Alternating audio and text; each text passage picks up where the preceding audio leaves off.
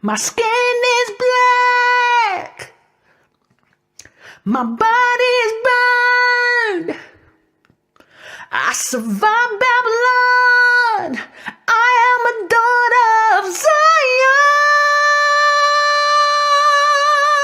Zion. Daughters of Zion like diamonds.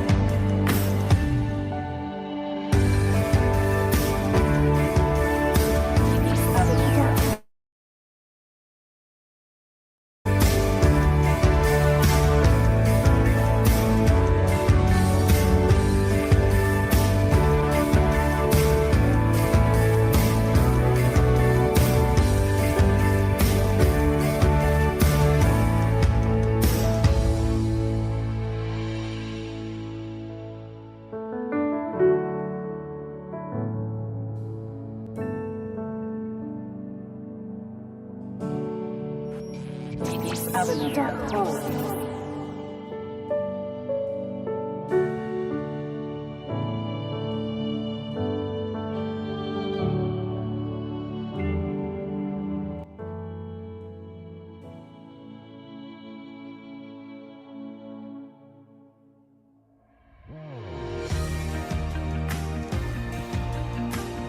Ahayah'S Yashaya. Bless the name of Ahayah'S. Shalom, brothers and sisters. It's Sakana here. Welcome to Ahayah'S Bible Book and Journaling Club. It's a blessing. But I have a few things to tell you guys. Oh, I've had a rough week, I tell you. Okay, but let me turn this music down. Praise Ahayah.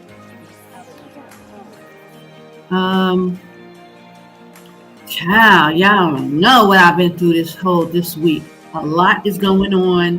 I pray that y'all, don't be falling back to sleep because there's stuff going on. First of all, let me just say, my Patreon page was taken down, totally hijacked out of nowhere. I don't know what happened. I couldn't even tell you why. They didn't give me no explanation. They deactivated my account. And I know why, like I know the political behind it, because I was talking about doing an ancient Phoenician Hebrew. And, whenever I start doing videos like this consistently, where I'm, like the internet is real slow, I start being really under attack. So I've been under attack, but I haven't been really saying too much. But guys, it's been really, really, really bad. I mean, my emails, my PayPal account was on attack for 2 months. I couldn't get into it.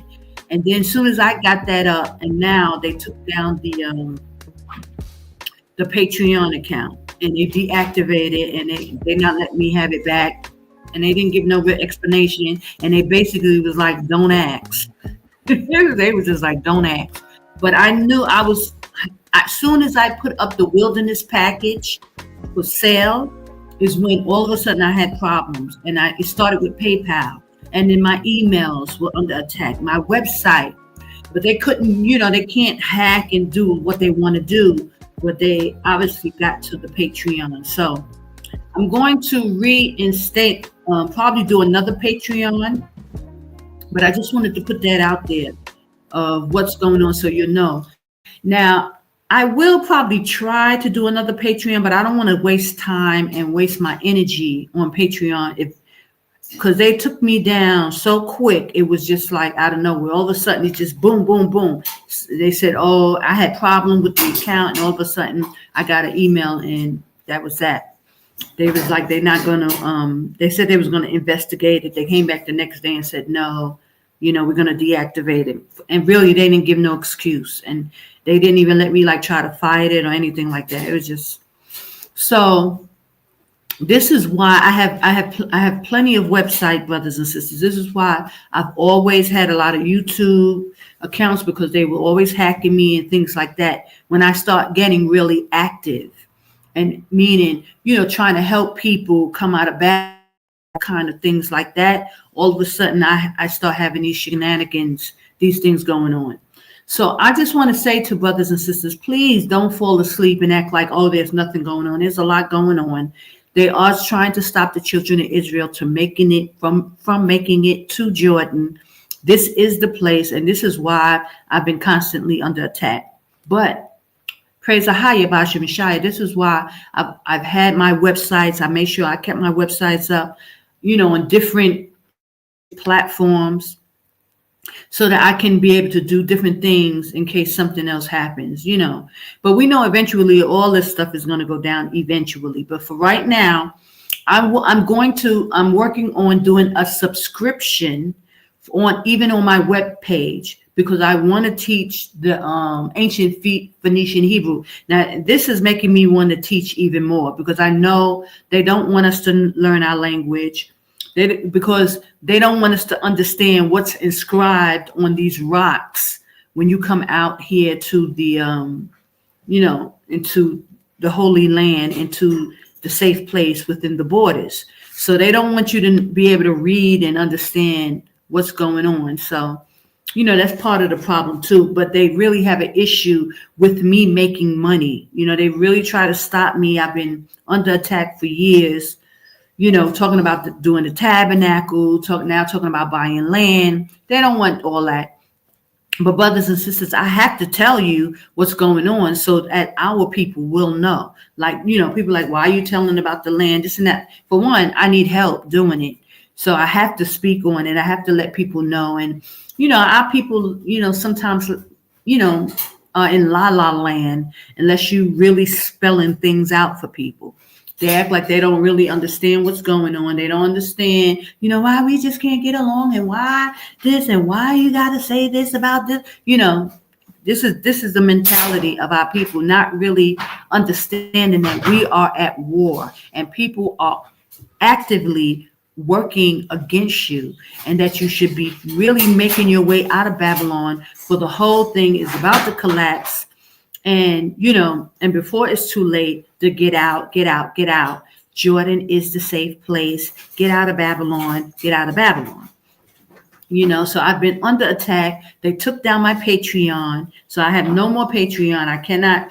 So I was planning on teaching the ancient Phoenician Hebrew on Patreon. I had it all set up, and all of a sudden they just took it down.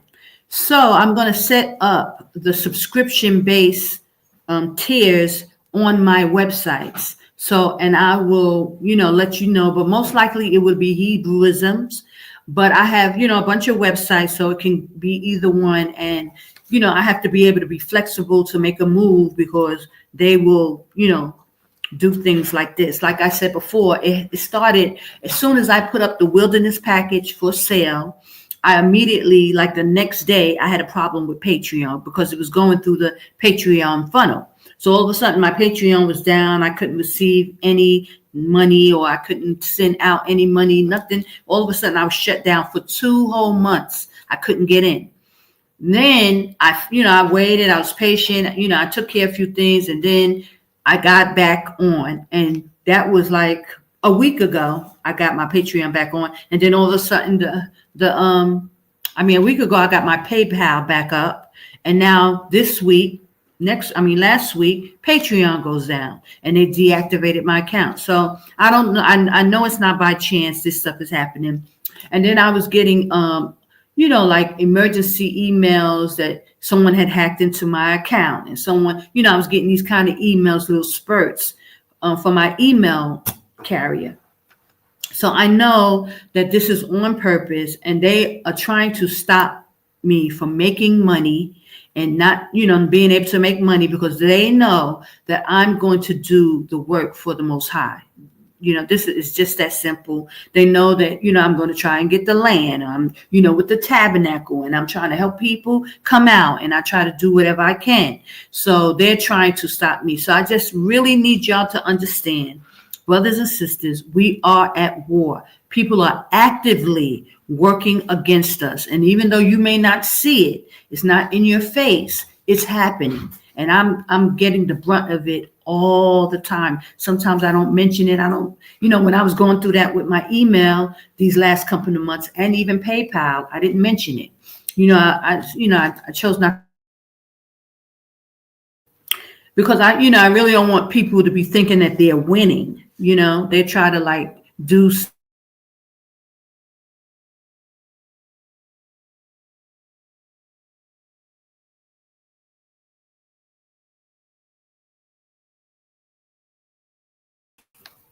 And even this, with the internet, it's a problem. All of a sudden, it's a problem. My internet is horrible. It's just constant trying to wear you down. But brothers and sisters, it's not going to stop.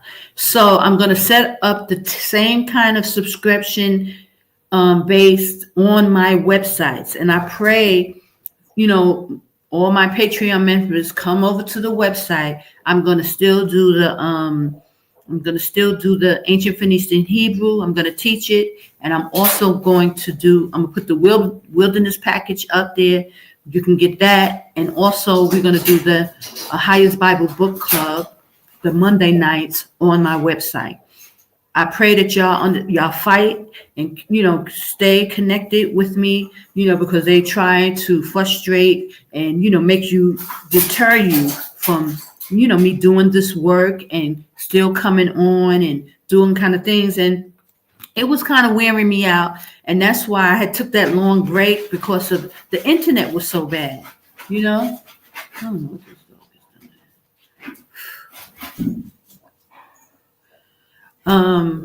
doing. So the internet is so bad, it just wears you out. But I'm not going to stop. So now I wanted to go into Ruth. Okay, the last time I came on, I did Boaz. Now I don't know how many of you watched it, but it was going in and out, the internet stopping and going. So it's a bit frustrating, brothers and sisters. And I don't have a lot of time to do a whole lot of editing and things like that. So I'm trying. I'm just saying, just please bear with me, be patient with me with these videos. Now, I'm happy to say, because I put up Ruth was not a Moabite. And now I want to do a little explaining, and then we're going to pray in. Okay, and then I'll just show this. This video was supposed to be part of the Boaz, but because it was so bad, and it was taking a long time, and really messing with the internet, I just that day. But I really need to show this video so our brothers and sisters will understand.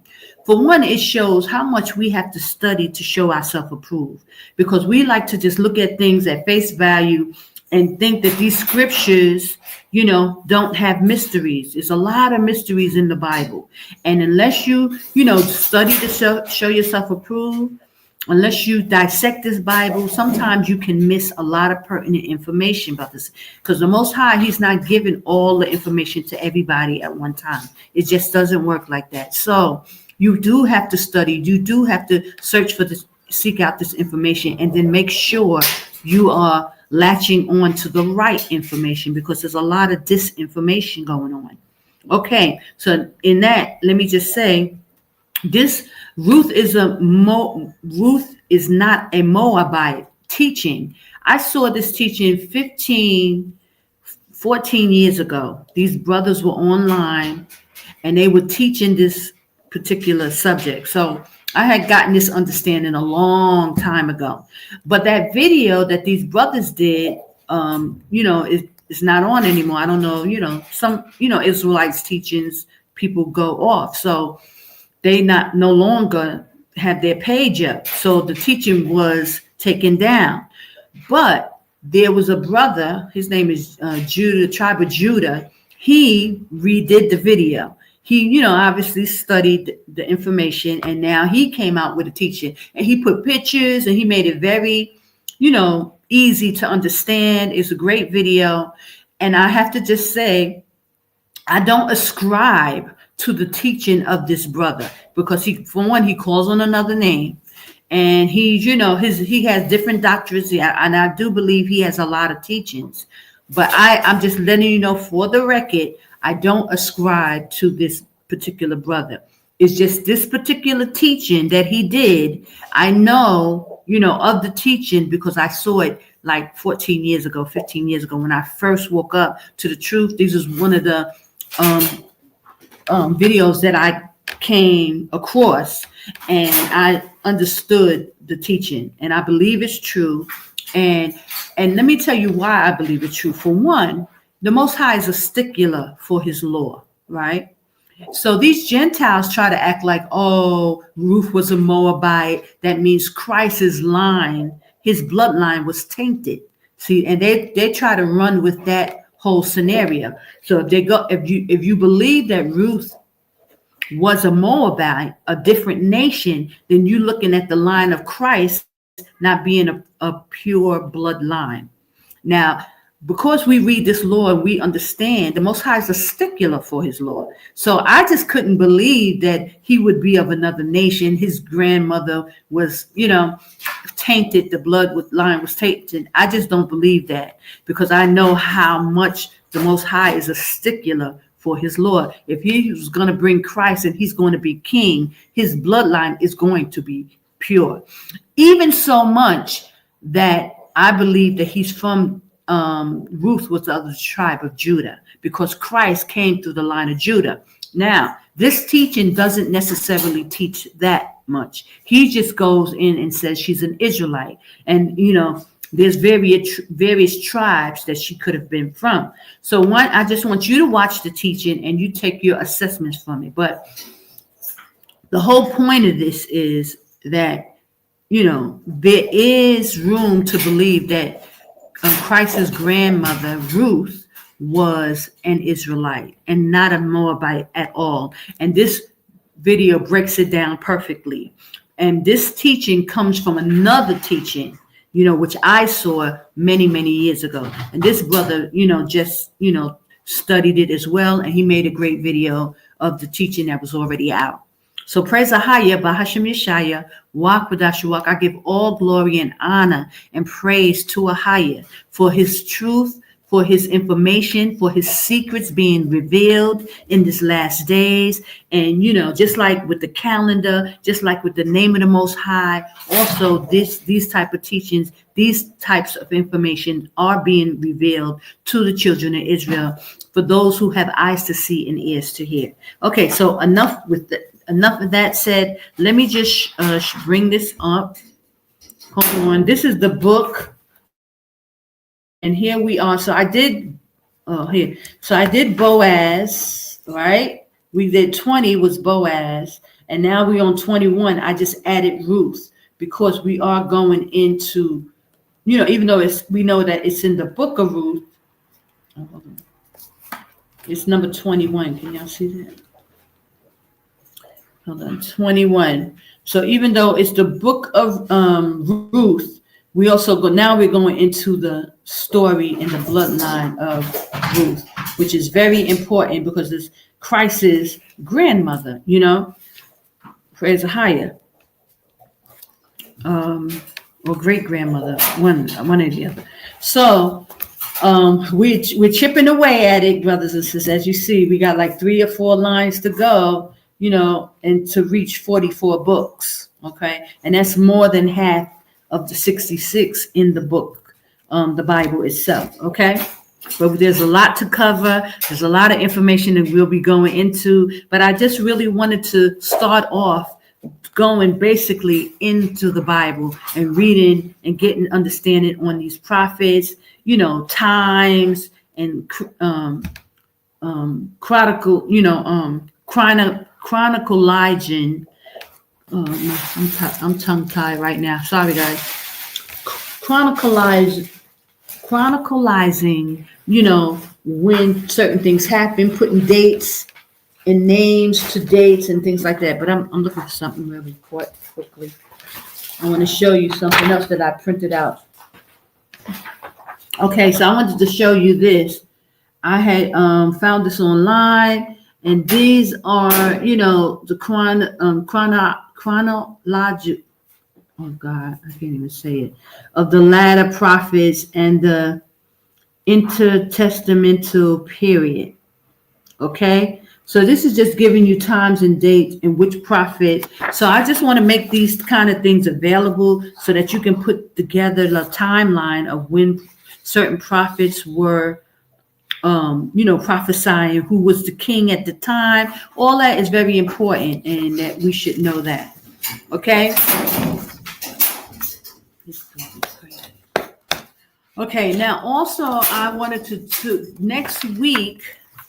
I know I picked up Thomas was going to be the next book, but also I had spoke about the virgin birth. I think it was the last time I came on, and I got a couple of emails asking about the virgin birth. So I'm probably going to go next week, just play that virgin birth video. So, and I suggest that you have your pens, your pencils, your Bibles, and take notes, write down the precepts so that you can go back and study it. Because I'm finding that a lot of our people are having issues with that virgin birth teaching. Like, people really need to believe that Christ was born of a miraculous, birth in order for him to be holy. And, our Mashiach, they needed to be a miraculous birth that there was no father in order for him to be the Mashiach.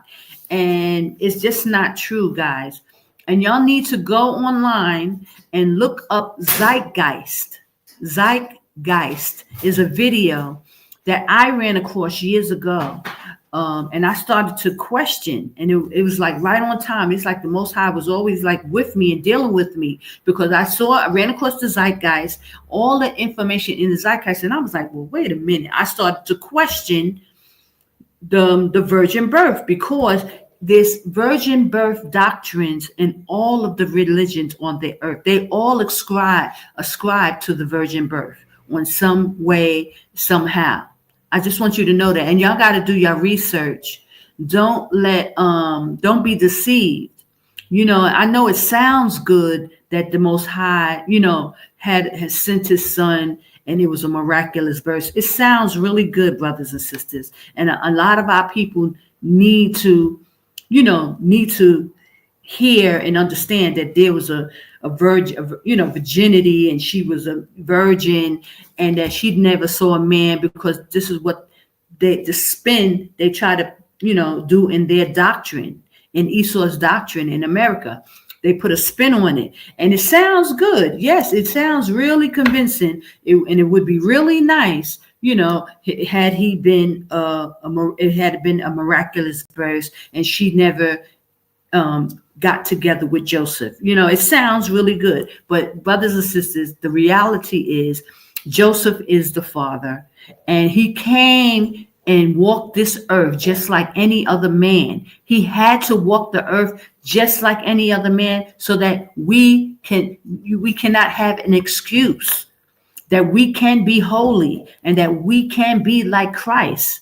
And so y'all really have to accept that fact, and not really believing on the whole fairy tale spin that Esau likes to give.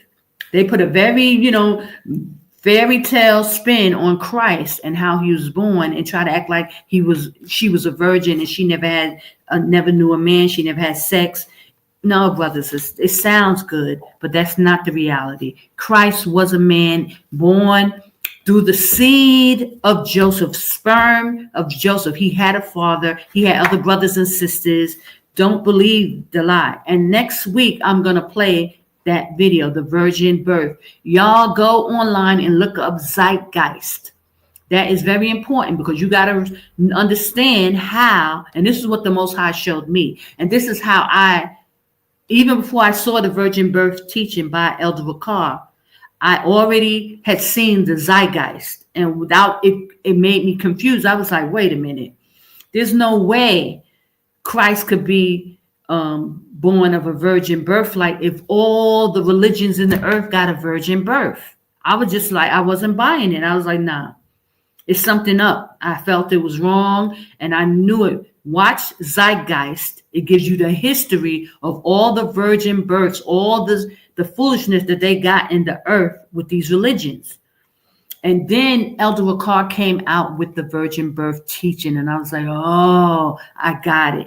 I got it. And the Most High sent it right on time, because I had just watched this like the week before, the Zeitgeist, and I started questioning, like, they don't even sound right that all of these religions got this virgin birth thing going on. In every religion, Hindu, Buddhism, all of them got a virgin birth, y'all. It's a lie. And the Most High say, Esau, they the father of lies. They like to lie like that and make stuff up. And so y'all got to dig deeper than what we were taught. Nothing Esau has said is connected with our father, the power of Israel, Ahayah, Bahashem Yashaya. They want nothing to do with him and what he teaches, his calendar, his name, nothing. So please, brothers and sisters, don't be deceived by what we were taught in Babylon. It's all lies. And you must find the truth, and you must dig deep, and you must be fasting and praying, so that you are not taking on the delusion, because they are the father of lies. And you will, once you get past the whole doctrine and the witchcraft and sorcery that we've been under, You got to break free from that. And so many of our people are under strong delusions, starting with the virgin birth. I was shocked to talk to a few Israelites in these last couple of weeks talking about this virgin birth and really don't want to believe, don't want to let it go, and don't want to put down that doctrine. They really believe that Christ was of a virgin birth, and they really got to, the only way they put him in high esteem is that they feel it has to be miraculous. You know what I'm saying? But that's not true. It wasn't a virgin birth like that. So please watch next week if you're struggling with that, and I'll show you the information. Matter of fact, I even printed out all the presets from the video, and this is what you guys need to do when you watching videos. Take down every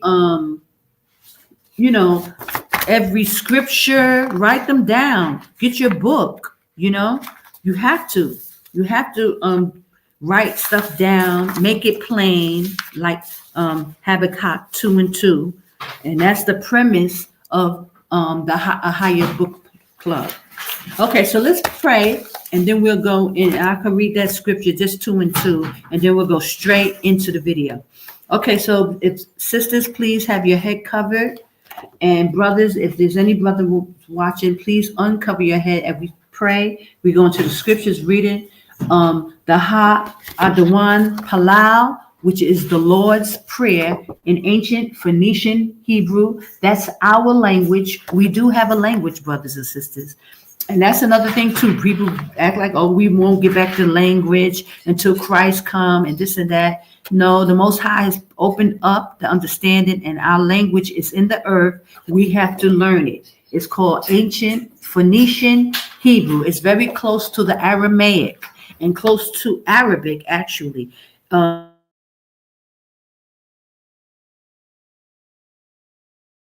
Very close to the ancient Phoenician Hebrew. That's our language, brothers and sisters. We have a land and we have a language, and it's important that we learn it. So, and that's the point of me trying to do the Patreon and giving it to our people. But I'm now going to put it on my websites and teach the class through my websites. I will do the subscription base and everything, and I'll do the same thing. I can do it on my website, and I'm working on it now, and I'll let you know when it's available. Please join me. Please support, because everything that I'm doing is really towards us getting that land so that we have a place to touch down initially. When you come, you can get your tent and have some place to go. Praise Yashaya. And they don't want that to happen. And so that's why I am presently under attack. Even with the wilderness PDF that I have, please, you guys could purchase it. I'm going to put it on my website. The base is the Hebrewism, but I have the itojatravel. I got the Chandra Simmons, a Higher Promise. I got a few websites that I've kept for many years, just in case, these kind of things happen. Praise Ahayah by Hashem Yashaya. The Most High has always kept me and, keeping these things going. And, it's very expensive upkeep, to keep 3 and 4 and 5 websites going for years and years and years. I spent a lot of money, but praise Ahayah, that he's enabled me and he's taken care of me, and I've been able to sustain in this way. Okay. So, let's go into prayer. Let's pray. Hold on. Let me just put it up.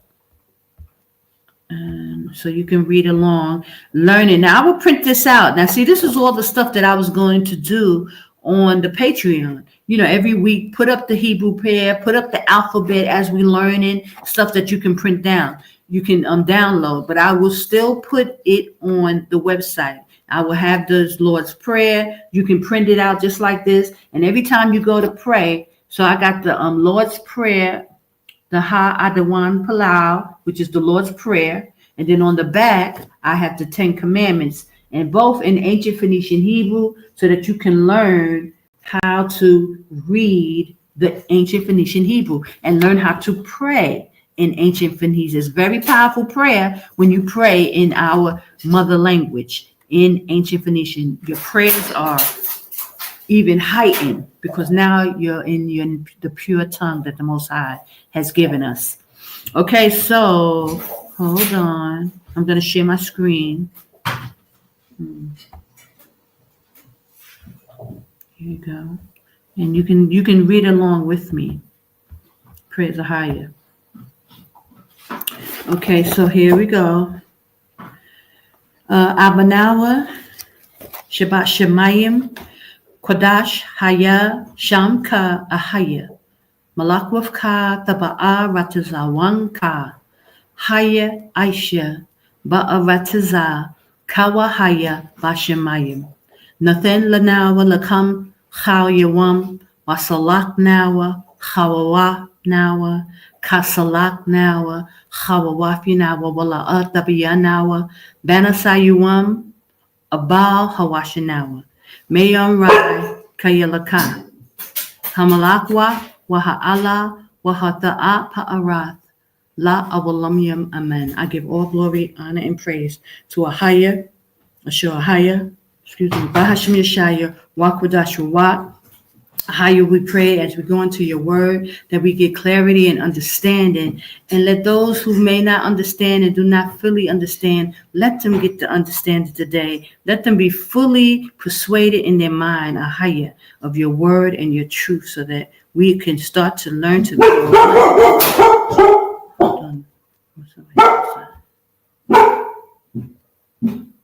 Sheba. Bless the name of Ahayah. We thank you, Father, for this day, and we thank you for your word in Yashaya's precious name. Amen. The water about. Okay, so that's the Lord's prayer in Hebrew, the Ha-Adawan Palau. Okay, and I'm going to make these things available on the website that you can, this is the virgin birth teaching, the precepts. I got all of that. I got the chronology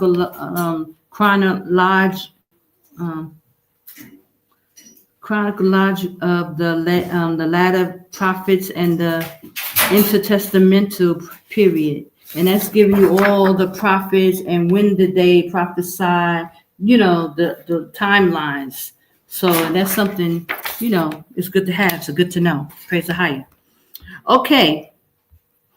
So let's go. I'm going to play the video now. Please take out your pens and pencils and write this information down, because it's very important that you understand this information. Now, hold on. I'm going to take this off. Okay. And I'm going to play the video. And it's about an hour long, but it's a very good video, brothers and sisters. I encourage you to watch and get this information. Ruth was not a Moabite. Ruth was an Israelite. Okay. Shalom, Israel. It's Kazawan on my Tribe of Judah Teach page. And I'm doing this video because I've been studying the story of Ruth for a while now. I'm just going to say this for the record because I said it earlier, but I just want you to know this, that this teaching, I saw the same teaching 15 years ago by some brothers who were on the street. They broke this down. And no one had come out with this teaching yet. But their page is no longer up anymore. I don't know what happened. But this brother, Kazawan, he redid the video. And he did it very nicely with pictures and everything, made it easy to understand. But this initial teaching comes from another video. And it's the same video I saw like 15, 14 years ago. So I just want to give y'all that for the record. Okay, hold on.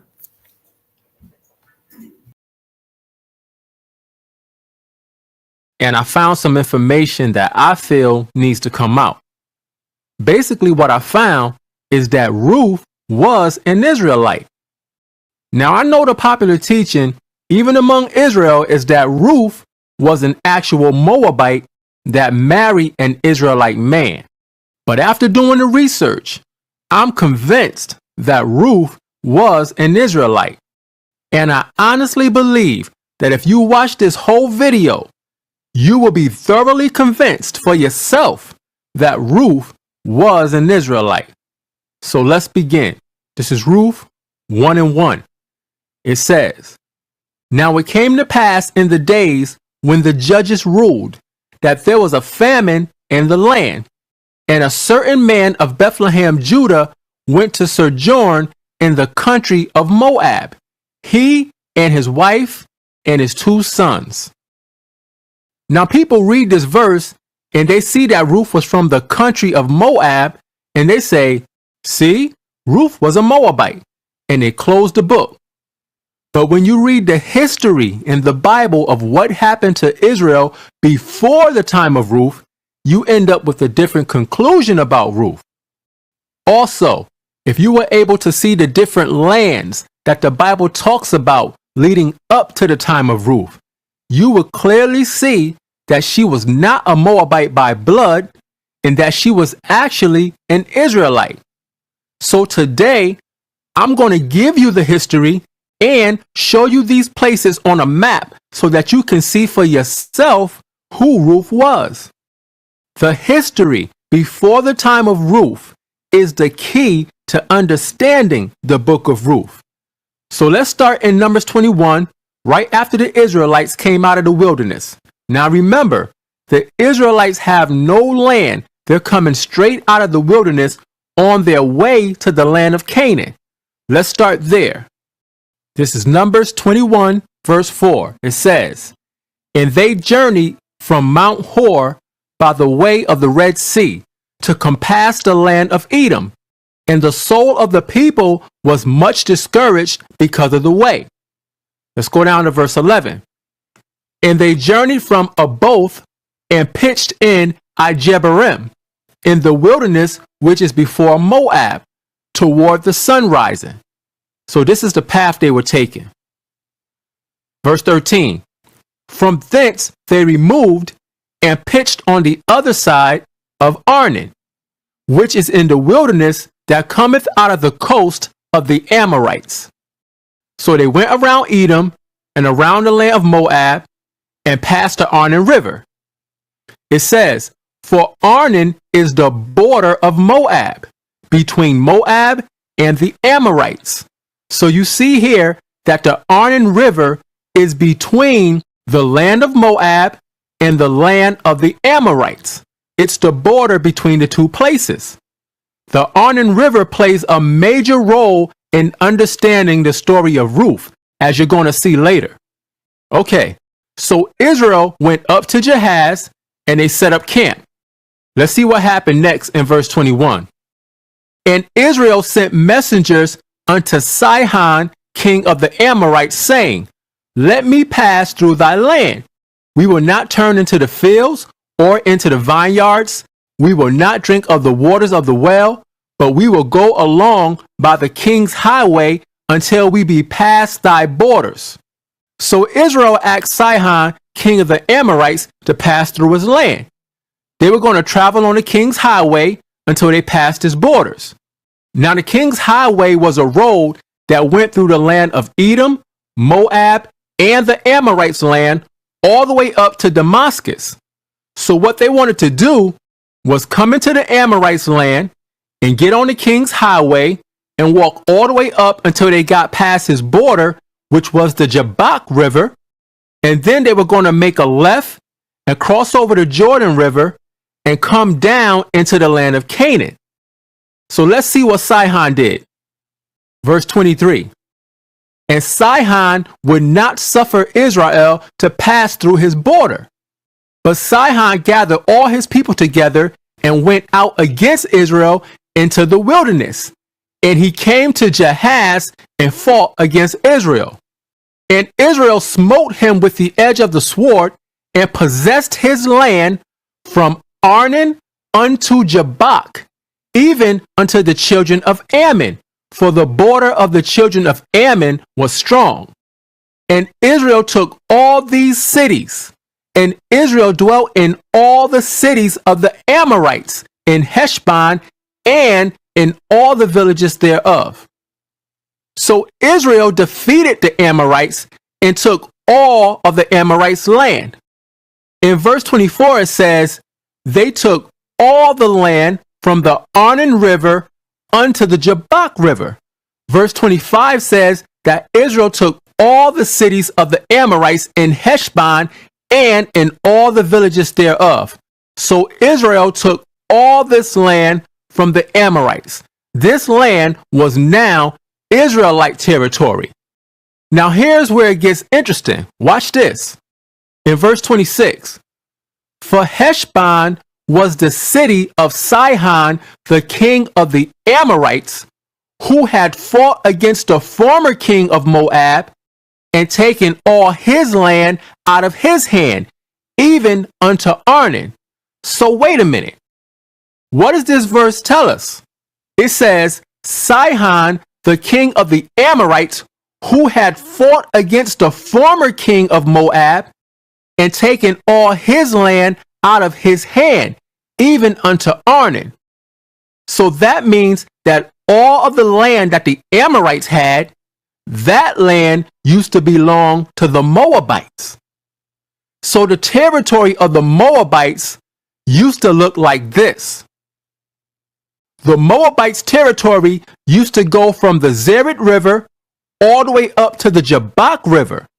But when Sihon, king of the Amorites, came against the Moabites, he took all of their land from the Arnon River up to the Jabbok River. See that? That's why when you look at different maps, you see that even though this land belonged to the Amorites, there is still a small section of land inside the land that belongs to the Amorites that is called the plains of Moab. Why? Because all this used to be Moab's land. But the Amorites came and took it away. Now this is very important to understand. Let's go down to verse 29. It says, woe to thee, Moab, thou art undone, O people of Chemosh. He hath given his sons that escaped and his daughters into captivity unto Sihon, king of the Amorites. So when Sihon, king of the Amorites, took all this land from the Moabites, he put all the Moabite men and women and children that were living in this part of the land into captivity. Now you have to understand, this is very important. You have to understand that Sihon didn't capture the Moabites that were below the Arnon River. Those Moabites didn't go into captivity. They stayed below the Arnon River, and the Arnon River became the border between Moab and the Amorites, as we read earlier. See, all this is very important in order for you to understand the story of Ruth.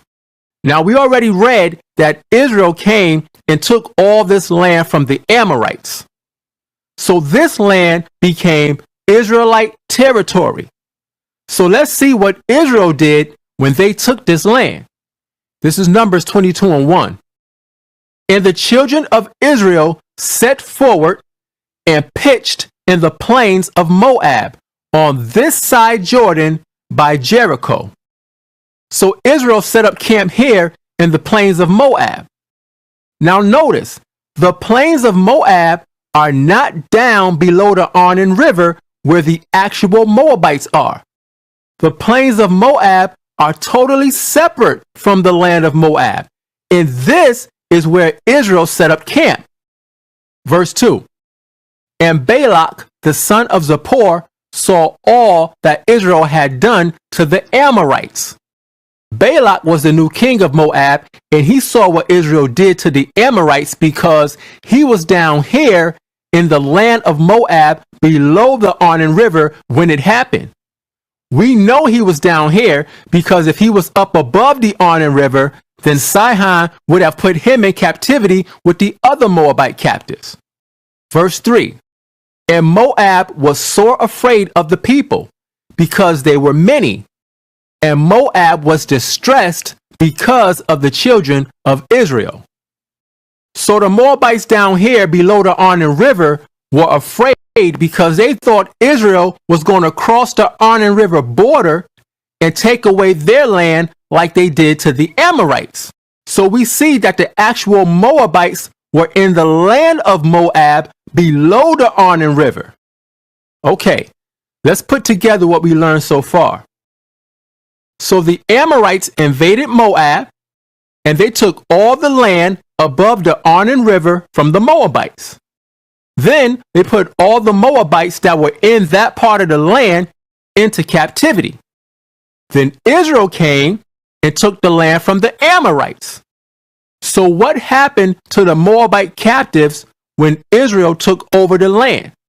Well, Moses tells us in Deuteronomy 2, verse 32. This is Moses talking.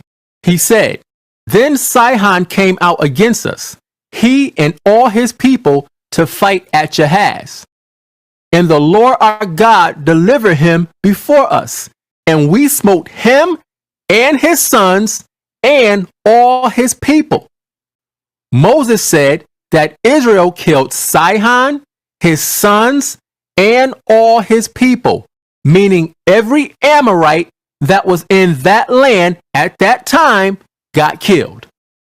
Now, what about the Moabites that Sihon had in captivity? Watch this. Deuteronomy 2 and 34.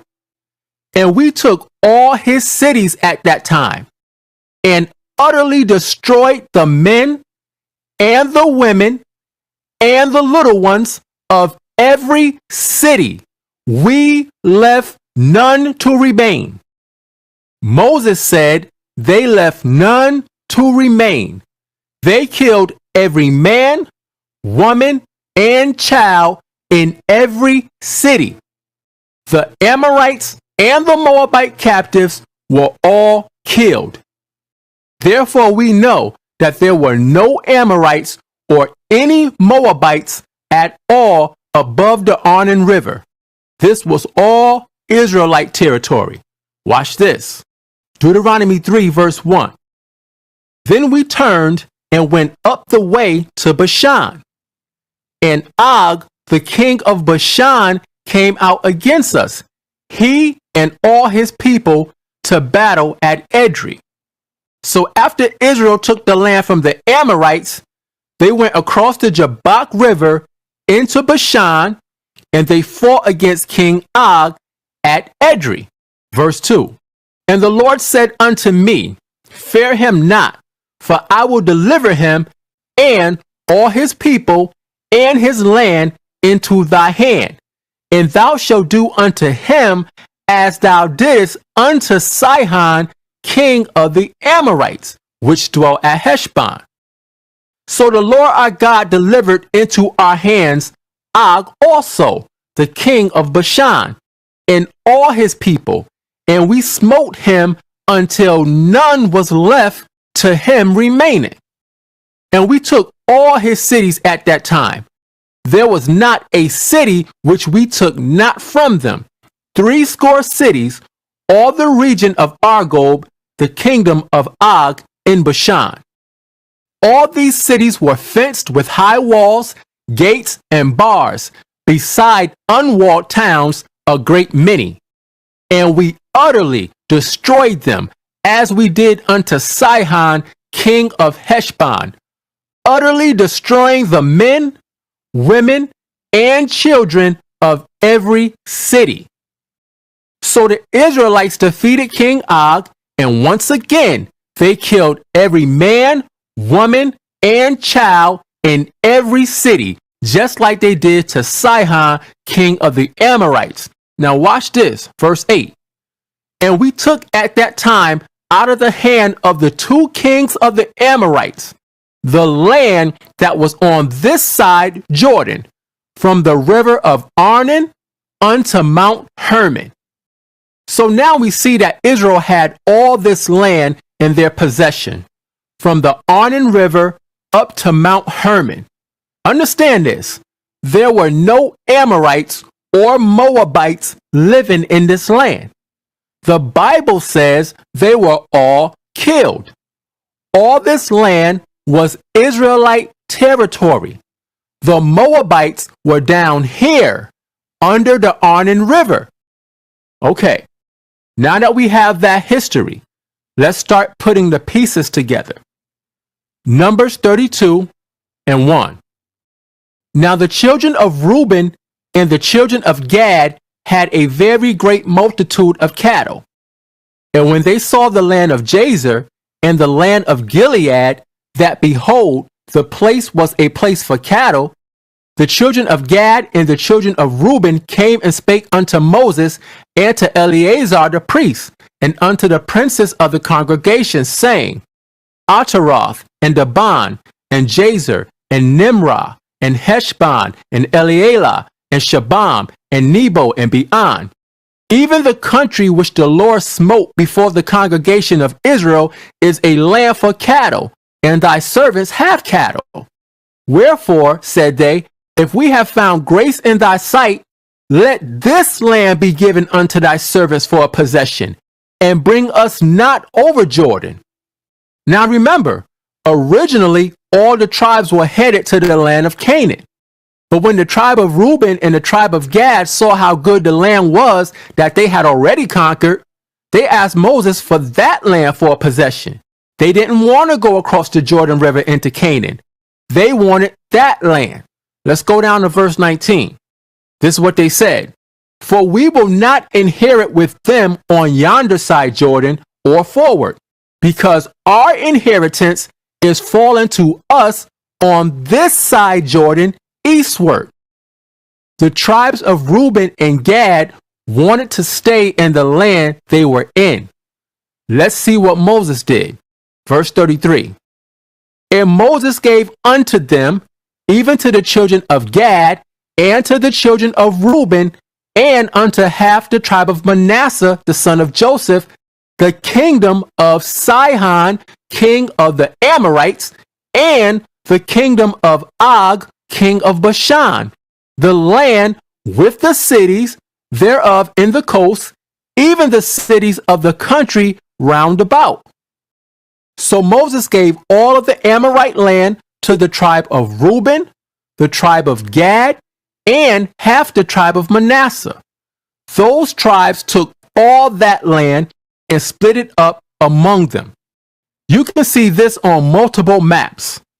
Some maps are better than others, but you can clearly see that those tribes took possession of all that land.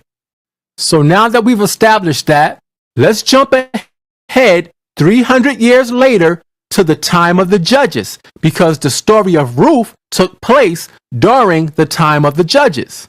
Ruth 1:1 starts off by saying, now it came to pass in the days when the judges ruled. So the story of Ruth didn't take place after the book of Judges, even though that's where it is in the Bible. It took place during the time of the book of Judges. But it's a specific story that happened during that time, so it has its own book. So let's see what happened during the time of the judges when the story of Ruth actually took place. This is Judges 11:4. And it came to pass in process of time that the children of Ammon made war against Israel. So now the Ammonites want to come against Israel. Not the Amorites we read about before. This is the Ammonites. Verse 5. And it was so that when the children of Ammon made war against Israel, the elders of Gilead went to fetch Jephthah out of the land of Tob. Here's Gilead right here on the map. So the elders sent for Jephthah because he was an Israelite warrior, and he came. Let's go down to verse 12. And Jephthah sent messengers unto the king of the children of Ammon, saying, what hast thou to do with me, that thou art come against me to fight in my land? And the king of the children of Ammon answered unto the messengers of Jephthah. Now watch the lie that the king tells. He said, because Israel took away my land when they came up out of Egypt, from Arnon even unto Jabbok, and unto Jordan. Now therefore restore those lands again peaceably. And Jephthah sent messengers again unto the king of the children of Ammon, and said unto them, thus saith Jephthah, Israel took not away the land of Moab, nor the land of the children of Ammon. Now notice that Jephthah said, Israel took not away the land of Moab, meaning that they didn't take the land below the Arnon River. Because we read earlier that Israel went around Edom and around Moab. They didn't go into the land of Moab because the Most High had already told Moses not to go into that land. That's Deuteronomy 2:9. It says, and the Lord said unto me, distress not the Moabites, neither contend with them in battle, for I will not give thee of their land for a possession, because I have given Ar unto the children of Lot for a possession. So Israel never went into the land of Moab below the Arnon River. This is what Jephthah is explaining to the king of Ammon. They went around that land up to Jahaz and set camp up there. Then they took that land from the Amorites, but the king of Ammon is trying to say that that land belonged to him. Now let's pick it up at verse 26. I need you to pay close attention to the question that Jephthah is about to ask the king of Ammon. This is what Jephthah said, verse 26. While Israel dwelt in Heshbon and her towns, and in Aroer and her towns, and in all the cities that be along by the coast of Arnon, 300 years. Why therefore did ye not recover them within that time? Now wait a minute. Jephthah just said that Israel had been in that land that they took from the Amorites for 300 years. He said, we've been here all this time. Why are you trying to take this land now all of a sudden? So this conversation took place 300 years after Israel took possession of that land from the Amorites. So now we know that Reuben, Gad, and half of the tribe of Manasseh was still living in that land 300 years later after Moses gave it to them. That's very important. Now, eventually, the other tribes did cross the Jordan River and they went into the land of Canaan. That's why you see maps like this, showing you where the different tribes lived at in the land of Canaan. So based on all that information, we're going to prove now that Ruth was an Israelite. Here we go. Ruth 1:1. Now it came to pass in the days when the judges ruled. Again, we see that the story of Ruth took place during the time when the judges of Israel were ruling. It says, now it came to pass in the days when the judges ruled, that there was a famine in the land, and a certain man of Bethlehem, Judah, went to sojourn in the country of Moab, he and his wife and his 2 sons. And the name of the man was Elimelech, and the name of his wife Naomi, and the name of his 2 sons Mahlon and Chilion, Ephrathites of Bethlehem, Judah. And they came into the country of Moab and continued there. Now most people read these verses and they think that Elimelech and Naomi left the land of Judah and went over here into the land of Moab. But that's not what the scripture says. The scripture says that they went into the country of Moab. Now, why did the scriptures use the words country of Moab instead of land of Moab?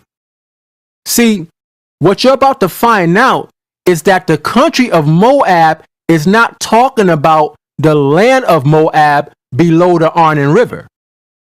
The country of Moab is talking about the plains of Moab up here on the east side of the Jordan River in the land that was given to Reuben. Now we know that Moses gave this highlighted part of the land to the tribe of Reuben in Numbers chapter 32, verse 33. But even after he gave this land to Reuben, the Bible still calls this section of land on the east side of the Jordan River the plains of Moab. The name of this section of land did not change when Reuben got it. Watch this. Numbers 33 and 50. And the Lord spake unto Moses in the plains of Moab by Jordan near Jericho. Numbers 36:13. These are the commandments and the judgments which the Lord commanded by the hand of Moses unto the children of Israel in the plains of Moab by Jordan near Jericho. So this part of the land was still being called the plains of Moab even after Israel took it over. So now you have the land of Moab below the Arnon River where the actual Moabites lived, and you have the plains of Moab up here above the Arnon River where the tribe of Reuben is. So, where is the country of Moab where Ruth came from? Is it up here or down there? Let's see. Numbers 21, verse 17. Then Israel sang this song. Spring up, O well, sing ye unto it. The princes digged the well, the nobles of the people digged it, by the direction of the lawgiver with their staffs. And from the wilderness they went to Mattanah, and from Mattanah to Nahaliel, and from Nahaliel to Bamoth. Now watch this, verse 20. And from Bamoth in the valley, that is in the country of Moab, to the top of Pisgah, which looketh toward Jeshimon. Now verse 20 says, Bamoth in the valley, that is in the country of Moab. So according to the scriptures, Bamoth is located in the country of Moab, where Ruth came from. So let's find Bamoth on a map and see where it is. Because wherever Bamoth is, that's where the country of Moab is, according to the scriptures. So let's find it on a couple of maps. Here's the first map. There it is, on the right side of the Dead Sea. Here's another one. There it is again, on the right side of the Dead Sea. Here's another map. There it is again, on the right side of the Dead Sea in the land of Reuben. Let's get another map. There it is again, on the right side of the Dead Sea. And notice what's right next to it? The plains of Moab. See, this whole area is the plains of Moab according to the scriptures. So now we know that the plains of Moab is the same as the country of Moab, because verse 20 tells us that Bamoth is in the country of Moab. Now, since we know that Ruth was from the country of Moab, this proves that Elimelech and Naomi did not go down here to the land of Moab below the Arnon River. They went up here to the plains of Moab, which the Bible also calls the country of Moab, where Ruth was from. Now let me explain where all the confusion comes from. See, you have to remember that at one point, all this land used to belong to the Moabites. Now, even though the Amorites took this land, and then Israel came and took the land from them, sometimes the Bible still calls this land above the Arnon River the land of Moab. Watch this. Deuteronomy 34, verse 5. So Moses, the servant of the Lord, died there in the land of Moab, according to the word of the Lord. So here it says that Moses died in the land of Moab. It says that because this land originally belonged to Moab. But watch this. Let's go down to verse 8. It says, and the children of Israel wept for Moses in the plains of Moab. But in verse 8, it doesn't say the land of Moab. It says the plains of Moab. Why? Because the plains of Moab lets you know that it's talking about a specific part of the land. The plains of Moab is the country part of the land. Just like in your city, for example, depending on where you live, sometimes you might go out into the country to the farming area, or you might take a drive out into the country to get away from the city for a while. It's the same thing. The plains of Moab is the country or rural area of the land, where the fields are and the areas of vegetation. The country. Look at this. Ruth 1:1. Now it came to pass in the days when the judges ruled that there was a famine in the land. And a certain man of Bethlehem, Judah, went to sojourn in the country of Moab. See, there was a famine in the land, so they went to the country of Moab. Let's look this word country up. Here it is. It says, field, land, cultivated field, of home of wild beasts, plain, the plains of Moab. That's where they went. I hope you see how this is connecting. Ruth 1:1 says the country of Moab because it's talking about a specific part of the land, the plains of Moab, which was located in the part of the land that was given to the tribe of Reuben. That's where Ruth was from. Ruth was an Israelite. So when you come across the words land of Moab in the Bible, you have to figure out if it's talking about the land below the Arnon River or the land above the Arnon River. The Bible makes it possible for you to do that by naming other places in the same area. Now, when you see these places on a map like this, you can't deny the truth. It's clear. Unless you just want to hold on to your doctrine. The actual Moabites were down here below the Arnon River in this part of the land. They were no longer living up here in this area above the Arnon River. Remember, Moses said that Israel killed every man, woman, and child of the Amorites and the Moabite captives that was in this part of the land when Israel took it over. Also, Jephthah told the Ammonite king in the book of Judges that Israel was in possession of that land for 300 years at that point. So there is no way Ruth could have been an actual Moabite by blood, because Ruth was born in that land during the time of the Judges. Ruth was an Israelite. She was from the country of Moab, which is in the land that was given to Reuben. Therefore, we can conclude that Ruth was an Israelite from the tribe of Reuben. She was a Hebrew Israelite. Now, I know there's some questions that people might have, so let's deal with some of them. The first question people might have is this. If Ruth was an Israelite, then why does the Bible call Ruth and her sister women of Moab? So let's deal with that. Let's read those two verses in the Bible. This is Ruth 1 verse 3. And Elimelech, Naomi's husband, died, and she was left and her two sons.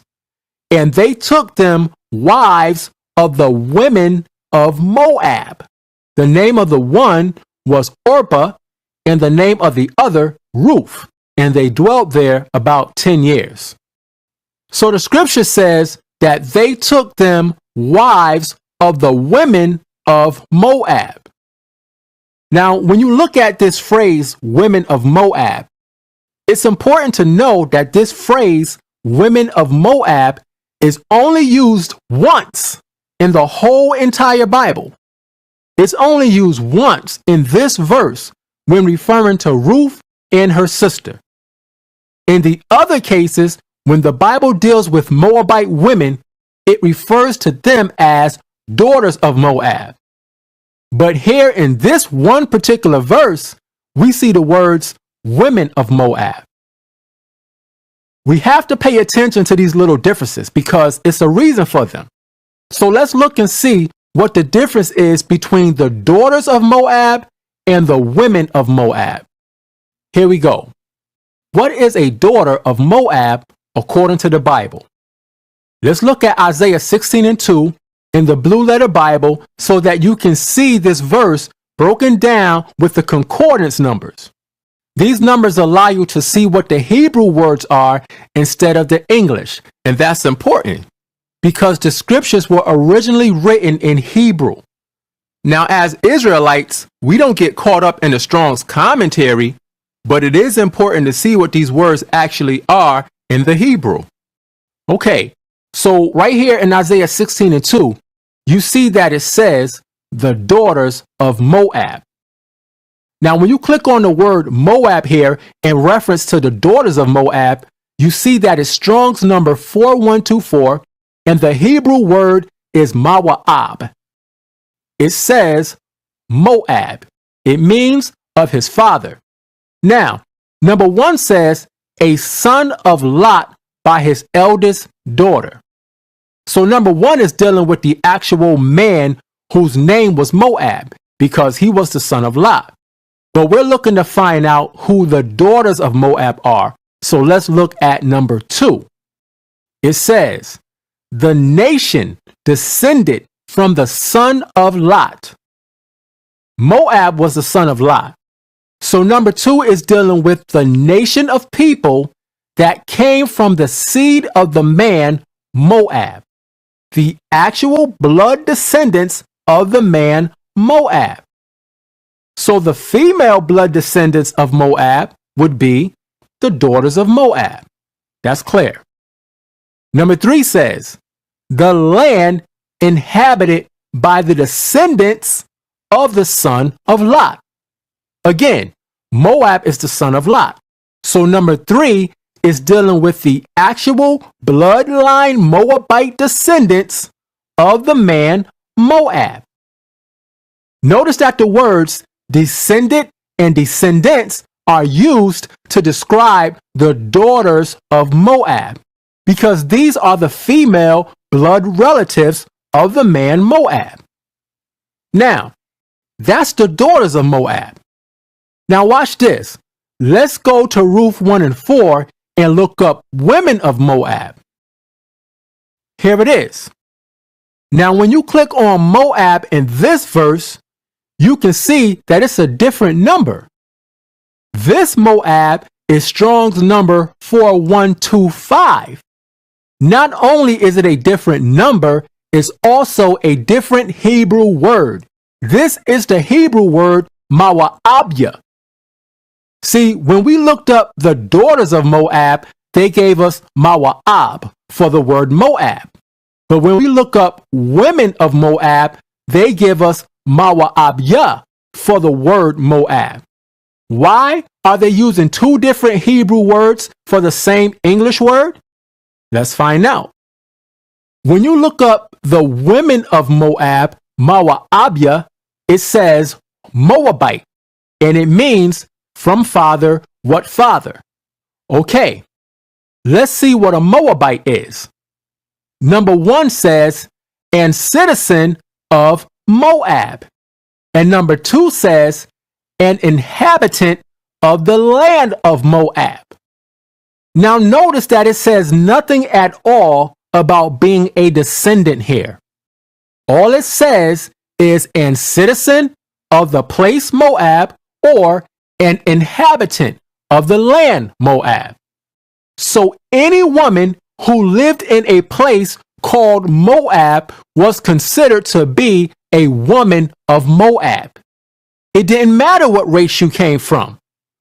Please notice that it doesn't say anything about being a descendant of the man Moab like it did when we looked up daughters of Moab. See, daughters of Moab is a specific term that lets you know that those women were blood descendants of the man Moab. However, women of Moab are simply women who lived in a place called Moab. If Ruth was an actual blood descendant of the man Moab, then Ruth 1:4 would have said, and they took them wives of the daughters of Moab. But it doesn't say that. It says, and they took them wives of the women of Moab. That's why the writer put women of Moab in this verse, because Ruth and her sister were not Moabites by blood. They were Israelites who lived in the country of Moab, above the Arnon River. So they were called women of Moab. I really hope you can see that. So that's the answer. they were called women of Moab because they were Israelite women who lived in the country of Moab. Number 2, the second argument people have is that they say Ruth can't be an Israelite because she referred to Naomi as being a different people than she was. So let's read it. This is Ruth 1:8. And Naomi said unto her 2 daughters-in-law, Go, return each to her mother's house. The Lord deal kindly with you as ye have dealt with the dead and with me. The Lord grant you that ye may find rest, each of you, in the house of her husband. Then she kissed them, and they lifted up their voice and wept. Here it is in verse 10. And they said unto her, Surely we will return with thee unto thy people. So we see Ruth telling Naomi that she wants to go back with Naomi to Naomi's people. Okay, let's explain what this means. First, we have to establish something. Where was Naomi going back to? Look at verse 7. It says, Wherefore she went forth out of the place where she was, and her 2 daughters-in-law with her, and they went on the way to return unto the land of Judah. So Naomi was going back to the land of Judah. Also, let's see where Naomi's husband was from. Verse 1 says, And a certain man of Bethlehem, Judah, went to sojourn in the country of Moab. So we can see that Naomi and her family were from the tribe of Judah. Now we already proved that Ruth was from the tribe of Reuben. So all Ruth was saying in verse 10 was this: Let me return with you unto your tribe. Because Ruth was from a different tribe. This is all Ruth was saying. Because what did Naomi say to Ruth to make her say that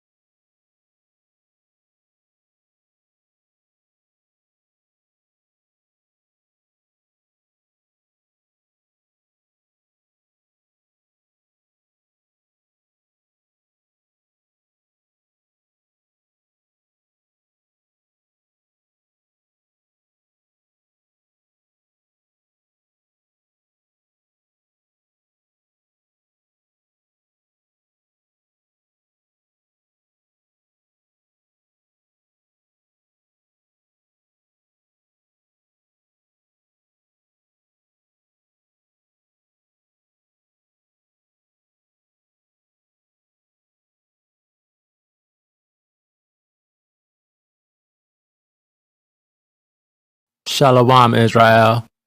It's cosmic. Descended from the son of Lot. Moab was the son of Lot. So number 2 is dealing with the nation of people that came from the seed of the man Moab, the actual blood descendants of the man Moab. So the female blood descendants of Moab would be the daughters of Moab. That's clear. Number 3 says, the land inhabited by the descendants of the son of Lot. Again, Moab is the son of Lot. So number 3 is dealing with the actual bloodline Moabite descendants of the man Moab. Notice that the words descendant and descendants are used to describe the daughters of Moab, because these are the female blood relatives of the man Moab. Now, that's the daughters of Moab. Now watch this. Let's go to Ruth 1 and 4 and look up women of Moab. Here it is. Now when you click on Moab in this verse, you can see that it's a different number. This Moab is Strong's number 4125. Not only is it a different number, it's also a different Hebrew word. This is the Hebrew word Moabiyah. See, when we looked up the daughters of Moab, they gave us Moab for the word Moab. But when we look up women of Moab, they give us Moabiyah for the word Moab. Why are they using 2 different Hebrew words for the same English word? Let's find out. When you look up the women of Moab, Moabiyah, it says Moabite, and it means from father, what father? Okay, let's see what a Moabite is. Number 1 says, and citizen of Moab. And number 2 says, an inhabitant of the land of Moab. Now notice that it says nothing at all about being a descendant here. All it says is an citizen of the place Moab or an inhabitant of the land Moab. So any woman who lived in a place called Moab was considered to be a woman of Moab. It didn't matter what race you came from. Please notice that it doesn't say anything about being a descendant of the man Moab like it did when we looked up daughters of Moab. See, daughters of Moab is a specific term that lets you know that those women were blood descendants of the man Moab. However, women of Moab are simply women who lived in a place called Moab.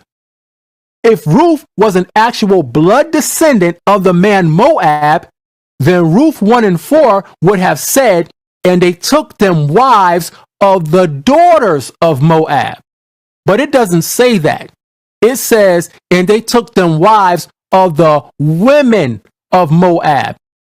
That's why the writer put women of Moab in this verse, because Ruth and her sister were not Moabites by blood. They were Israelites who lived in the country of Moab, above the Arnon River. So they were called women of Moab. I really hope you can see that. So that's the answer. They were called women of Moab because they were Israelite women who lived in the country of Moab. Number 2, the second argument people have is that they say Ruth can't be an Israelite because she referred to Naomi as being a different people than she was. So let's read it. This is Ruth 1 and 8. And Naomi said unto her 2 daughters-in-law, Go, return each to her mother's house. The Lord deal kindly with you as ye have dealt with the dead and with me.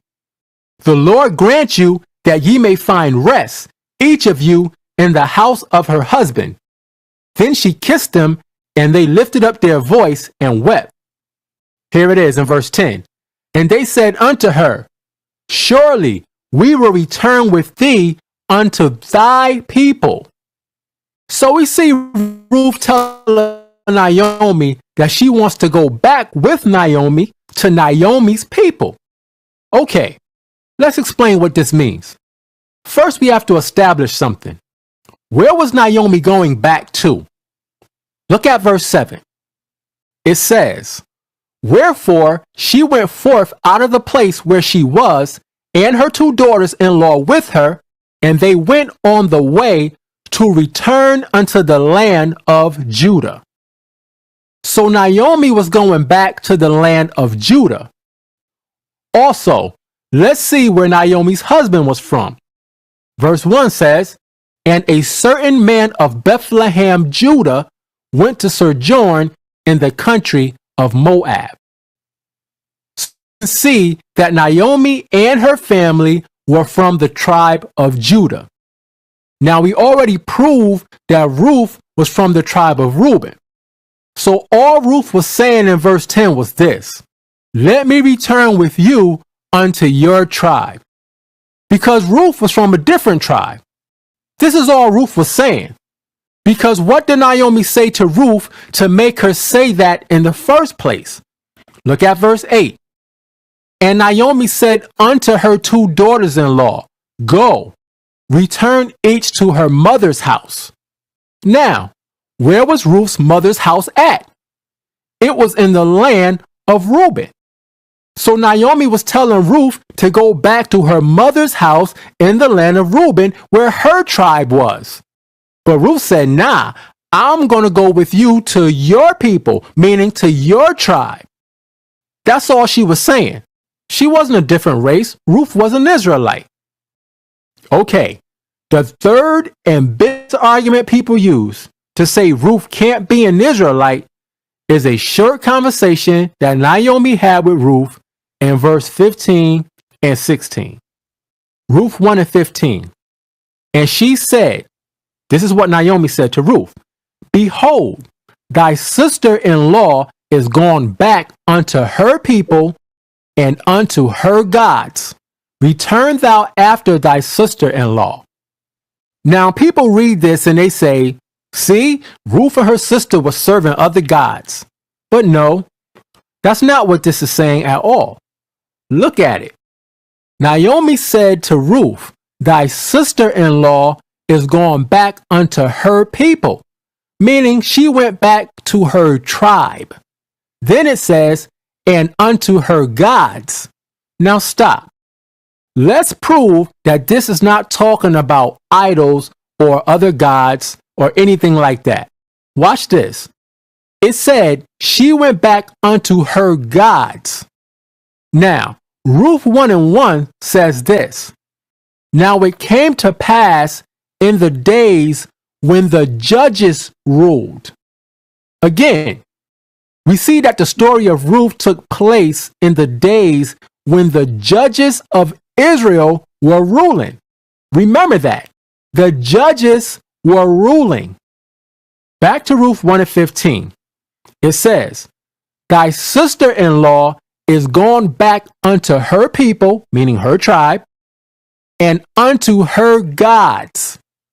Let's look up this word gods and see what gods Ruth's sister went back to.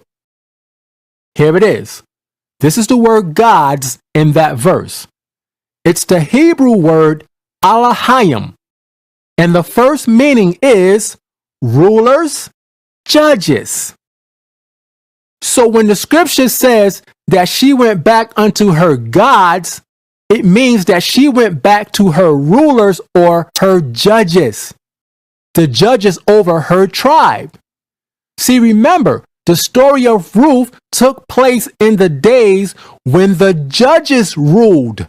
Those are the gods that she went back to, the judges. See, this is why you have to know the history, because during this time, there were different judges placed in each tribe to rule over the people. The Most High set it up that way. Look at this, Deuteronomy 16 verse 18. It says, judges and officers shalt thou make thee in all thy gates, which the Lord thy God giveth thee, throughout thy tribes, and they shall judge the people with just judgment. See, every tribe had rulers and judges over them. The judges in the land of Reuben were different from the judges in the land of Judah. So when you look at Ruth 1:15, all Naomi said was that Ruth's sister went back to her tribe and back to her judges that were set up in the land of Reuben. That's it. Now, after that, Naomi told Ruth to go back with her sister, but this is what Ruth said in verse 16. And Ruth said, entreat me not to leave thee, or to return from following after thee. For whither thou goest, I will go, and where thou lodgest, I will lodge. Thy people shall be my people, and thy God my God. Ruth is telling Naomi, I'm going wherever you go. We're family. That's what she's saying. Now let me show you something. I want to focus on the part where it says, thy people shall be my people, because this is the part that confuses people. They think Ruth is saying that she's not an Israelite. So let's focus on that section that says, thy people shall be my people. If you have a King James Version Bible, which you should have, and you look at this verse in your Bible, you'll notice that the words shall be are in italics. Now, whenever you see words in the Bible that are written in italics, that means that those words were not in the original Hebrew writings. Those words were added to the scriptures later on by the translators. In other words, the prophets did not write the words shall be in this verse. The men who translated the Hebrew writings into English, they inserted the words shall be. Look at this. This is some information about italicized words in the Bible. You can see the website here if you want to check it out for yourself. It says, the italicized words in the King James Bible are words that were added by the translators to help the reader. So they're saying that they added these words to help people understand what's being said. And sometimes it does help clarify certain things. However, there are many times when it actually hurts the text, like in this verse, for example. Then it says, this is usually necessary when translating from one language to another because word meanings and idioms change. So to produce a more readable translation, the King James translators, 1604 to 1611, added certain words to the Bible text. However, to make sure that everyone understood that these words were not in the available manuscripts, they set them in italics. So when you see words in italics, now you understand that these words were added. Okay, now that we have this understanding, let's go back to Ruth and read that verse again. Ruth 1:16, it says, and Ruth said, entreat me not to leave thee or to return from following after thee. For whither thou goest, I will go, and where thou lodgest, I will lodge. Thy people shall be my people. Now, let's get rid of the shall be and read that part again. It says, thy people, my people. Ruth was telling Naomi, your people are my people. See, they were both Israelites. They just came from different tribes, that's all. And then Ruth said this, and thy God, my God. Now I could let that last part go like it is, but the truth is, Ruth is not talking about the Most High at the end of this verse. She's still talking about the judges because Ruth is still responding to what Naomi said about her sister going back to her gods, meaning her judges. So Ruth is saying, I'm going with you, thy judges, my judges. Why? because Ruth is leaving the land of Reuben and those judges and going to stay in the land of Judah, which had a different set of judges, as we read in Deuteronomy 16 and 18.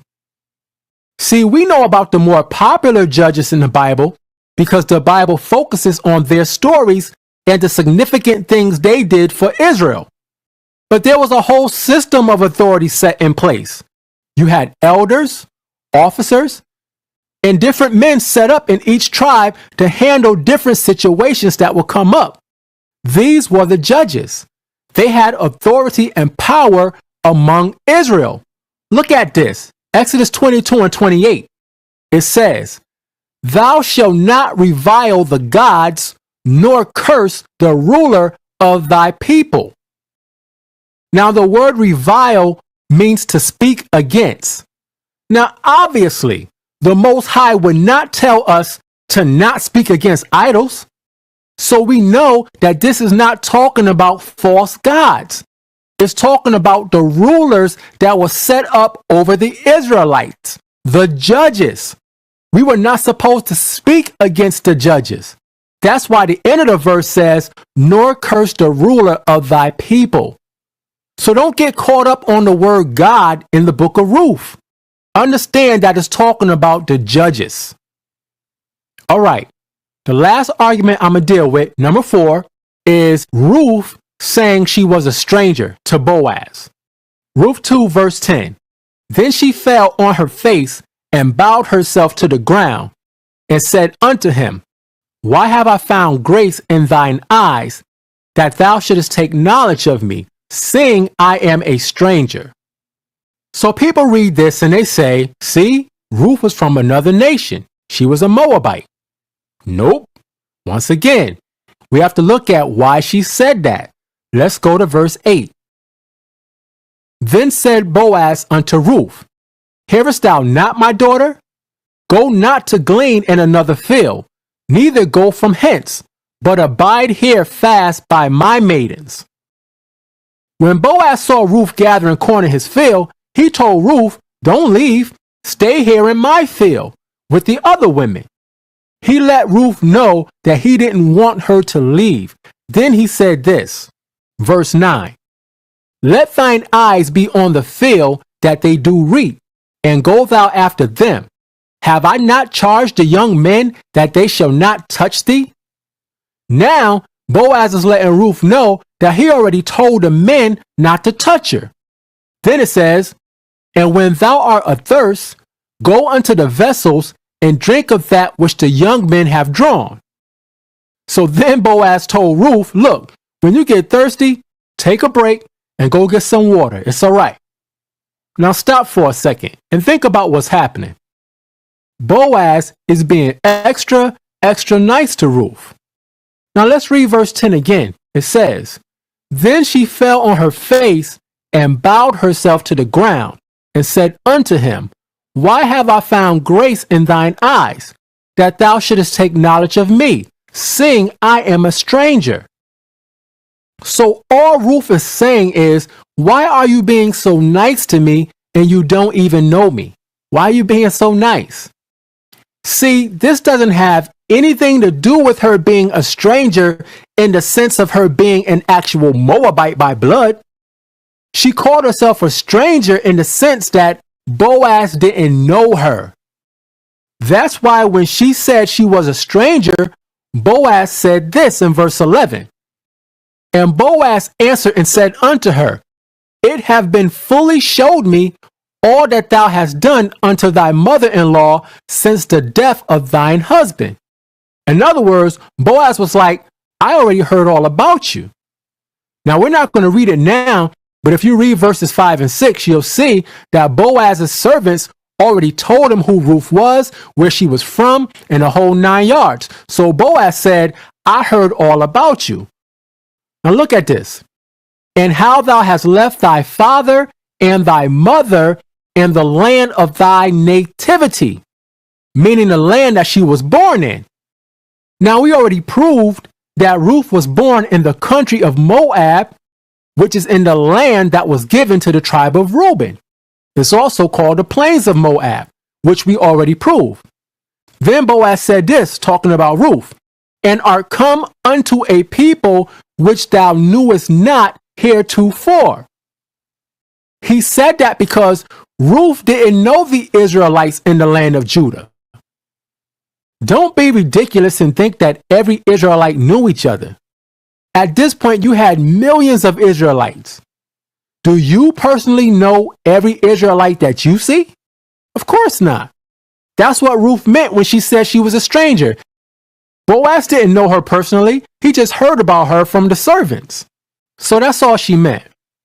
Now, before I close, I want to ask a question and make a point for those that's watching this. Let's deal with the law of the kinsman. Here it is. Numbers 27:8. And thou shalt speak unto the children of Israel, saying, if a man die and have no son, then ye shall cause his inheritance to pass unto his daughter.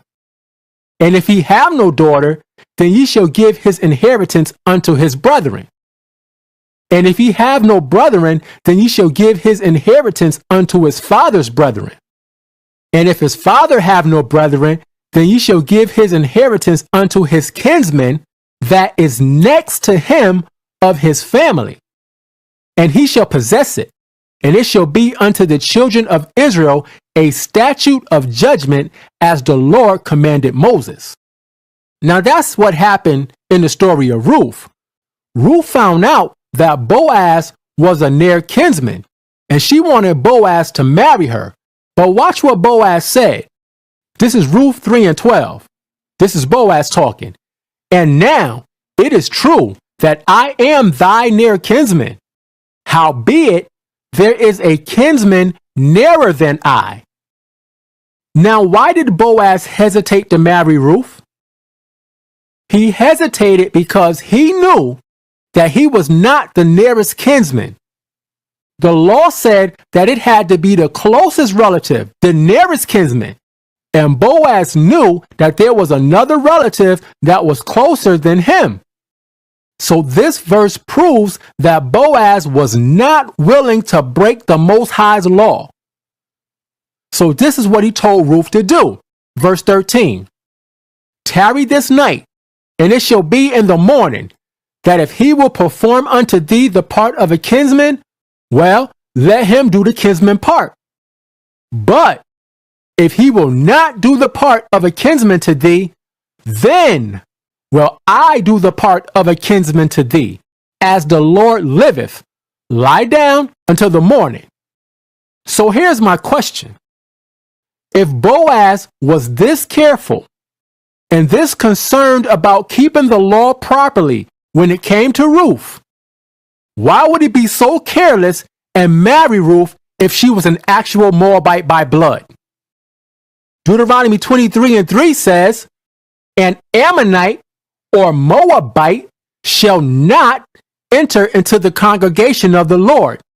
Even to their 10th generation shall they not enter into the congregation of the Lord forever. So you saying Boaz just disregarded this law and he married an actual Moabite after he went out of his way to make sure that he kept the law properly?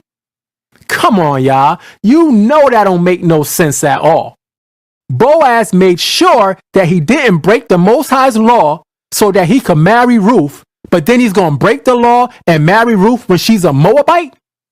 Nah, that don't line up. And if you honest, you know that don't work. That doesn't work. This is what happened. Boaz did everything right so that he could marry Ruth, the Israelite woman who came from the country of Moab. That's what happened. That makes sense. That lines up with the scriptures. So in conclusion, Ruth was an Israelite who was born during the time of Judges in the land that belonged to the tribe of Reuben. We just went through the full breakdown, precept upon precept. Ruth was an Israelite, and I hope you can see it.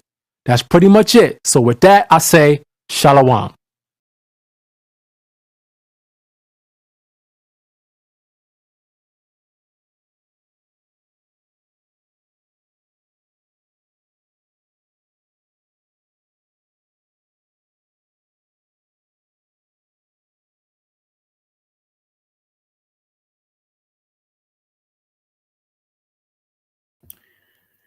Praise Ahayah. So that is the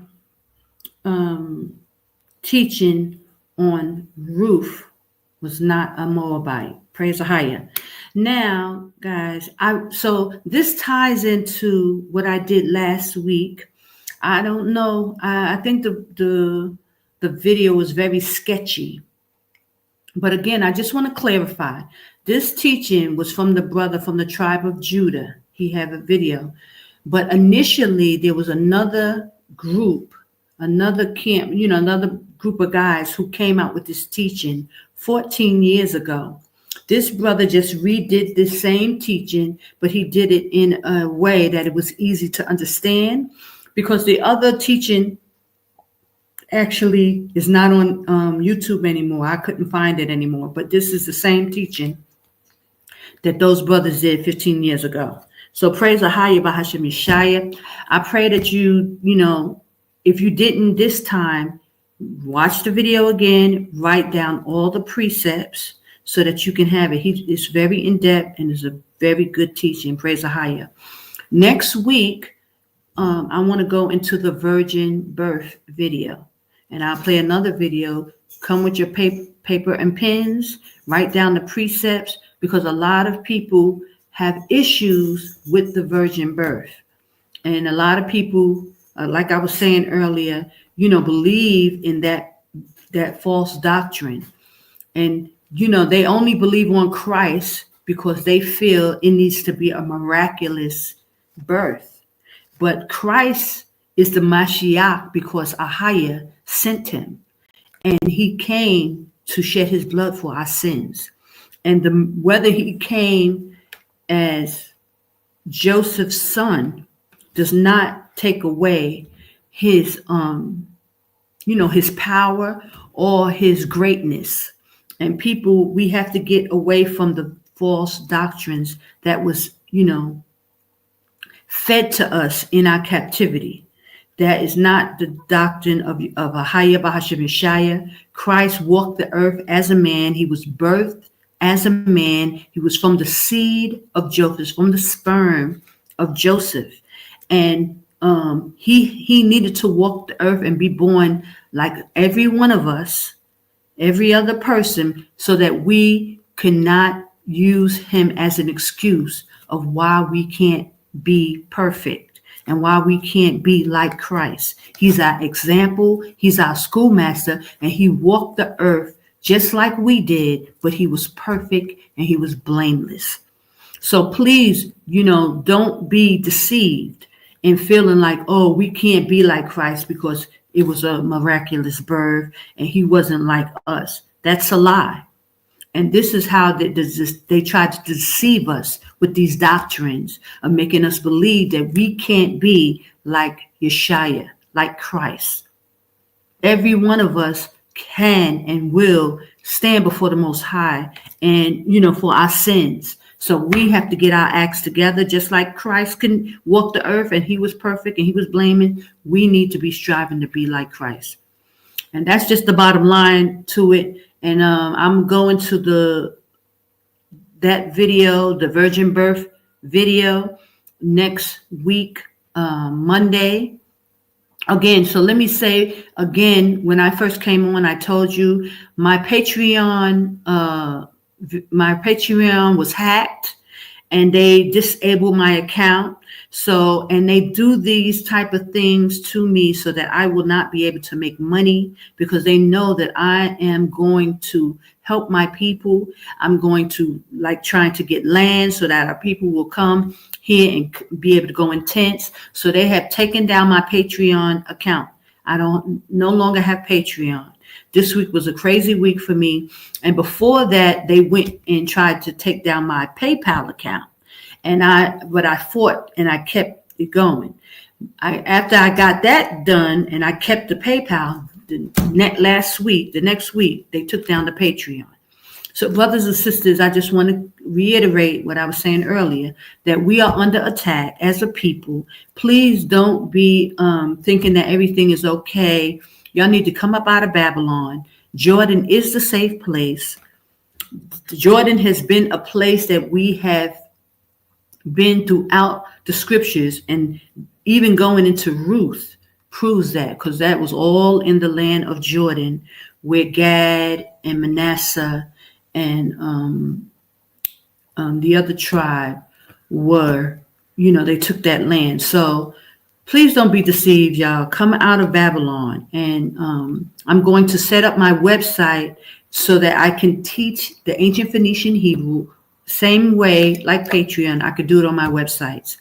Praise Yashaya. I pray you join me. I'll let you know when it's up and, and ready.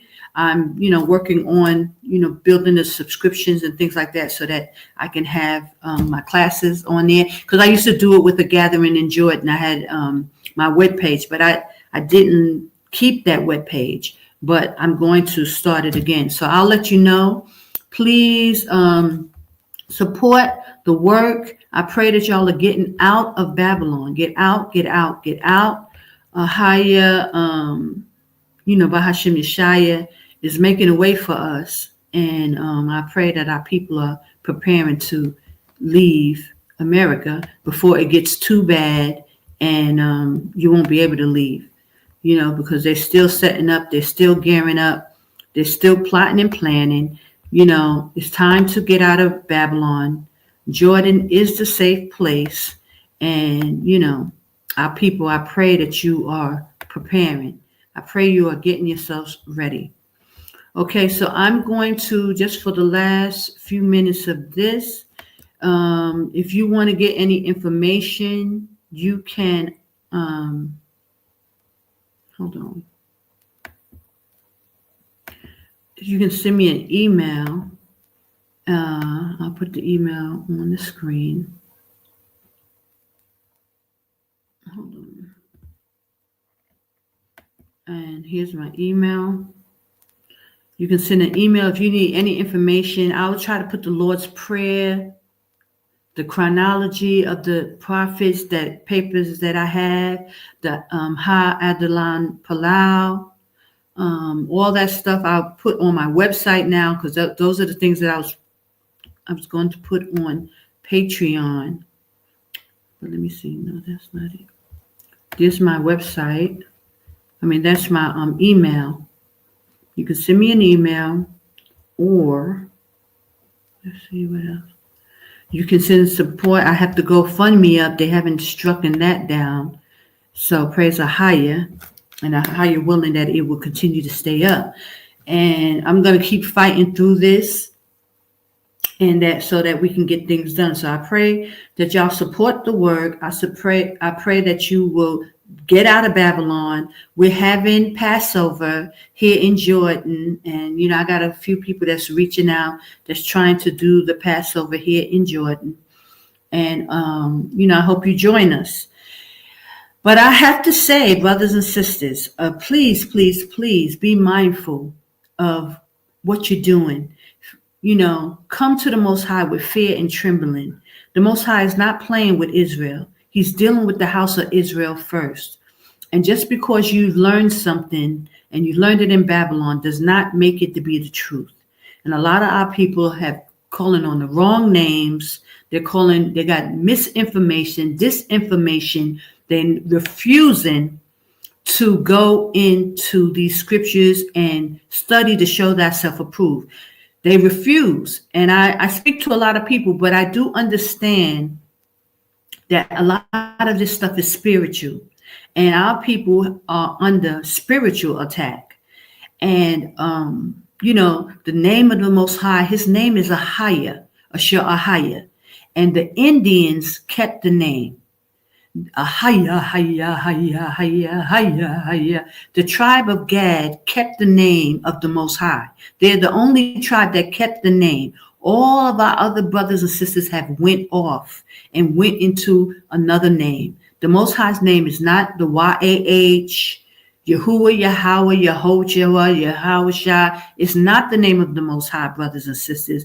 Please be afraid to come here and calling on the wrong name. You must, search out the understanding with fear and trembling, because the Most High is not playing with Israel. And he will take most of us out. A lot of people are going to come out and they're not going to make it because they refuse. He said he's going to, he's going to weed out the rebels. The rebels are people who refuse to take the correct information, to search and, with fear and trembling. This is what the Most High is talking about. You cannot come and call on a God that's not him. He's not going to play that. He didn't play it in the days of Moses, and he's not playing on the days in these last days. So I urge you, brothers and sisters, to be mindful that we have been taught the wrong information. The wrong information. And I had mentioned to someone just, in the last couple of weeks about the lunar Sabbath and, going by the slither of the moon. That doctrine was taught to us by the Jewish people who are in Israel today. They have a different God, brothers and sisters. They don't call on the same power. They don't call on the power of Abraham, Isaac, and Jacob. You must accept that. You must, study to show yourself approved and get the right doctrine. You don't want to come into this land and get destroyed. And this is why I know a lot of people don't want to come. They're scared to come, and you should be scared to come because you need to get the right information. The Most High is calling the children of Israel out, but he said he will take out Baal out of our mouths. We won't be calling on these other powers. And he's given each and every one of us the opportunity to correct ourselves. And you will have heard it. If it's not through this video, somebody else will come up to you and tell you that the powers of the fakes in Israel today is not the same power.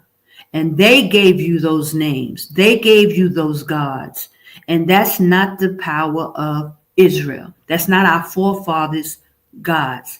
His name is Ahayah. Ahayah.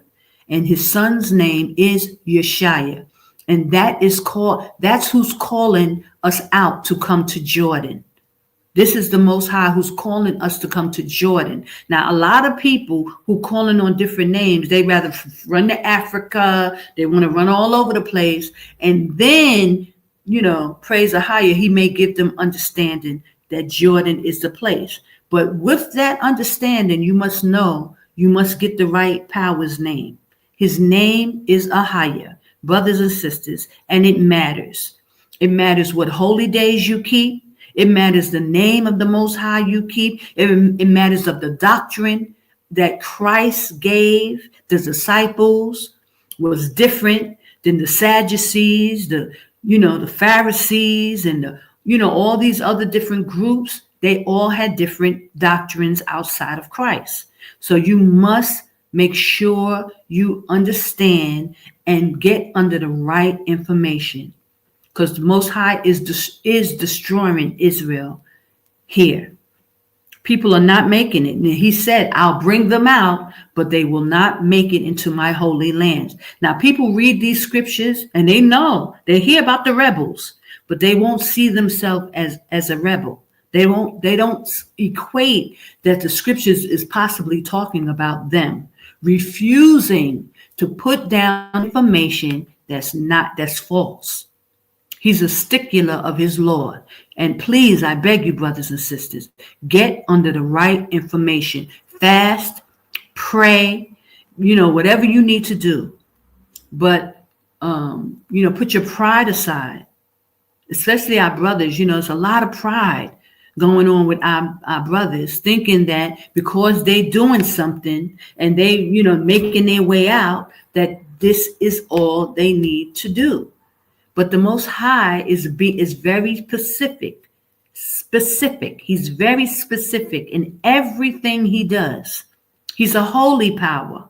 He's not accepting just mediocre. He's not accepting it, brothers and sisters. We're going to have to get it together. It's a lot. So as you make your way out, I pray you continue to seek him with your whole heart. And put down those other, doctrines that was given to us by these wicked nations. His name is Ahayah. He has a calendar according to Enoch. And he doesn't go by the slither of the moon, brothers and sisters.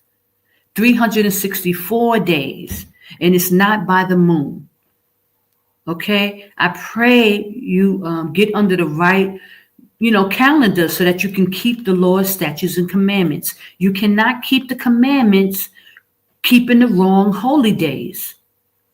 He said you will make a abominable day, a holy day, and a holy day, an abominable day. That means it's an abomination to him to worship on the wrong days. It's very important.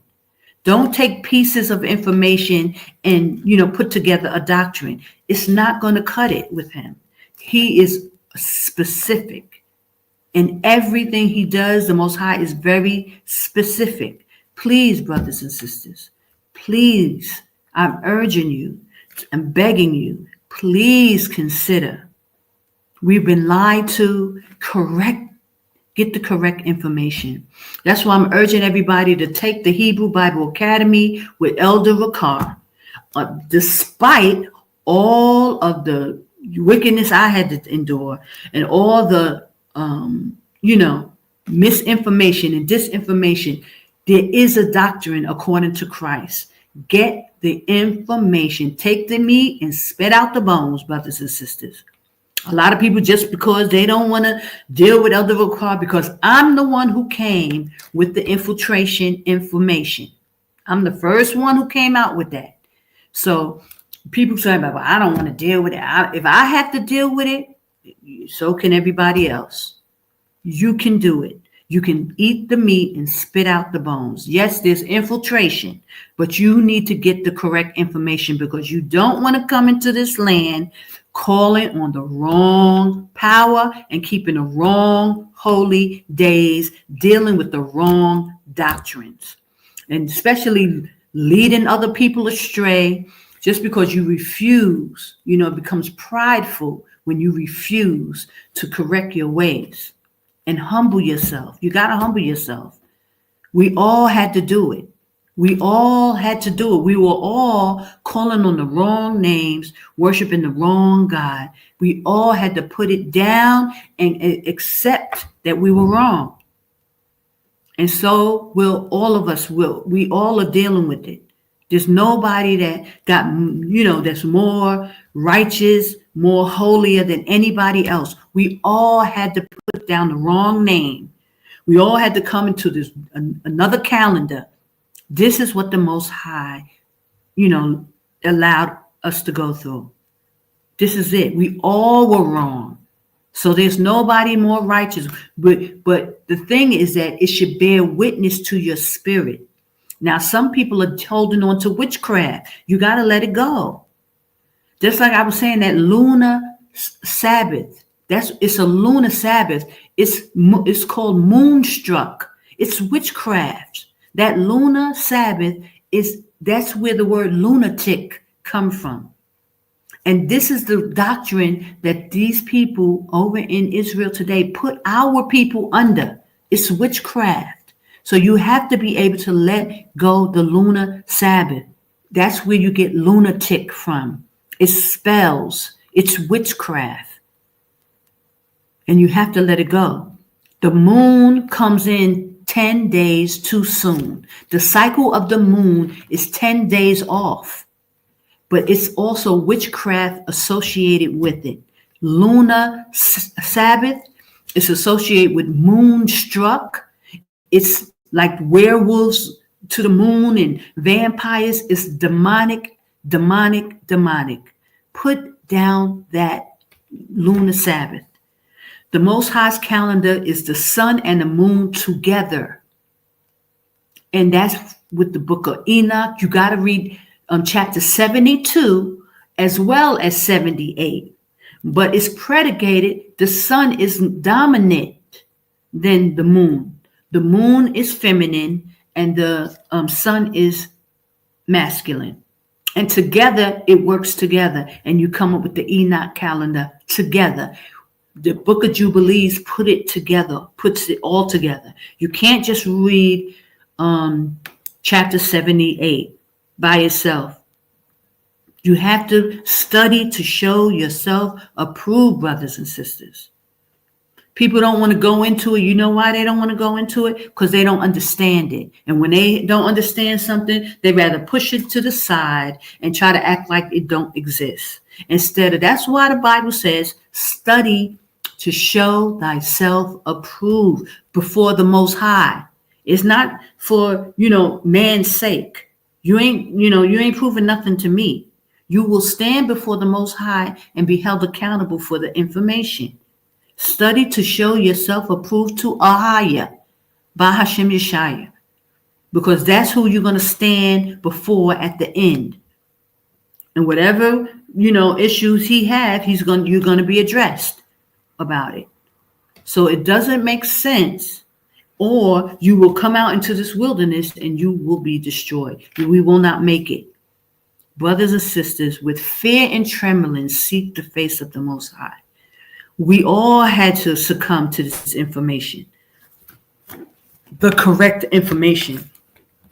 And I'm just here to tell you, I'm just here to put it out there. Y'all have to consider, because time is coming and you're going to be in this wilderness. If you plan to make it, if you plan to see the Most High salvation, you will come into this wilderness. And so you must get yourself together. Some people have longer time than others, but eventually he's going to cut off the rebels. Who are the rebels? Those who refuse to put down the doctrines of other gods. The Most High is not having it after a while. He said he's going to take Baal out of your mouth. Now, that don't mean it has to be a good thing. It doesn't necessarily have to be. He's going to chastise Israel. It's Jacob's trouble. So please don't look like the Most High has to deal with you a certain way. You can get destroyed here. And a lot of us are not going to make it. We got to pray to find ourselves worthy here. Because of the sins of our forefathers, we will barely make it in, brothers and sisters. For those of us who do make it, we'll be barely making it in. So with fear and trembling, brothers and sisters, seek this information. Don't just go off to thinking you're right. You can't come here calling on these other powers. I've warned so many people as they come in and as they going on their way. I have to tell you. The Yahweh, Yahuwah, Yahweh, Elohim, Jehovah, all of that's not the Most High. Ahayah is his name. Yashaya is his son. That is who's calling Israel out of Babylon. Please, brothers and sisters, I beg you to take heed. Take heed to what Ahayah is putting out there. Please, brothers and sisters, consider. Time is drawing near. We don't have a lot of time, and I urge and I beg you that you would consider this, what I'm saying to you, so that you would, take heed and try to do what's right. Find him, search him with your whole heart. But if you under those, those false doctrines of the moon Sabbaths, it's hard for you to hear and see, because it's witchcraft. Now you're being governed by witchcraft. And now you can't hear. And now you can't see. Now you have scales on your eyes. And people refuse. They refuse. And it's not going to work, brothers and sisters. I don't want to see anybody get destroyed here. And I definitely ain't trying to get destroyed here. So that's why I put it down. I put it down. I heard it and I put it down. I was calling on the J name when I came out. I didn't even know I was a Hebrew Israelite. But you know what? When I heard it, it's pierced through my spirit. I understood. And I just had to let it go. And I pray, brothers and sisters, that y'all, get this information. Take the Hebrew Bible Academy. This is all I can keep telling you.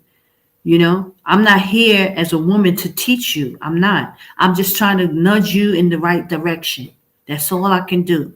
And I'm just telling you, take the Hebrew Bible Academy, take it a couple of times so that you can get this doctrine in you, so that you won't be kicking against the bricks as you come out and got to be going back and forth. Because listen, you ain't got to go back and forth with me, Sister Connor. I'm going to just say what I need to say, and I'm going to go, okay. And and the blood will not be on my hands, because I'm going to make sure I tell you, and I'm going to make sure that I've been clear, so that you cannot say you did not know. You cannot say you did not hear it from me. So I have to tell you. And it's not that I'm trying to be pushy or push on people. I have to tell you. So that, people, then it's up to you and the Most High after that. But if I say what I'm supposed to say, then the blood will not be on my hands. Praise Ahayah, Bahashim Yashaya.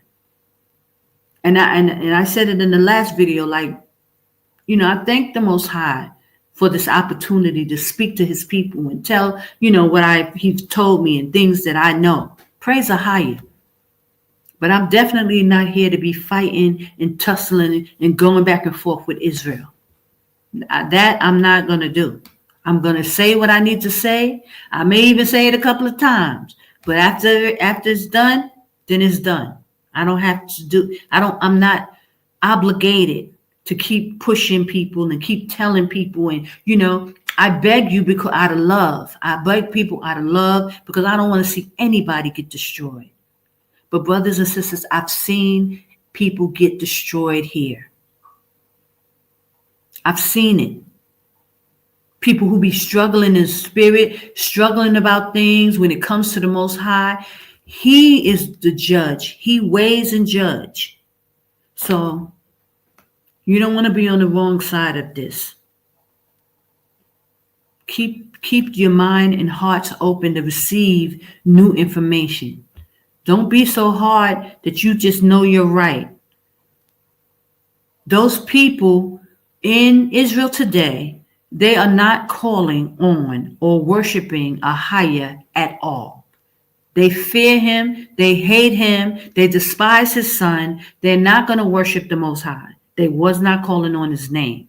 So they did not give us our power's name back. So brothers and sisters, you're going to have to put those names down.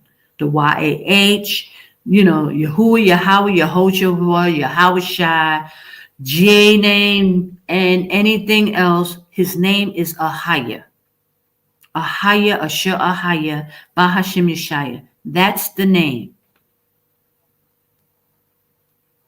Qadash, Rawach, or Rawach, Qadash, however you want to say it, is the Holy Spirit, the feminine spirit, and the three bear witness to one. But he does have a name. He does have holy days according to the Enoch, because now people want to say the Enoch, but they still going by the slither of the moon. That nonsense is not going to be tolerated. The Most High will destroy you here. So brothers and sisters, I just pray. I pray. Y'all take heed. I've been dealing a lot with that. I deal a lot with that because I know, we know that there's infiltration. We know now. And the ones who are calling on his name, Satan is at war with the church.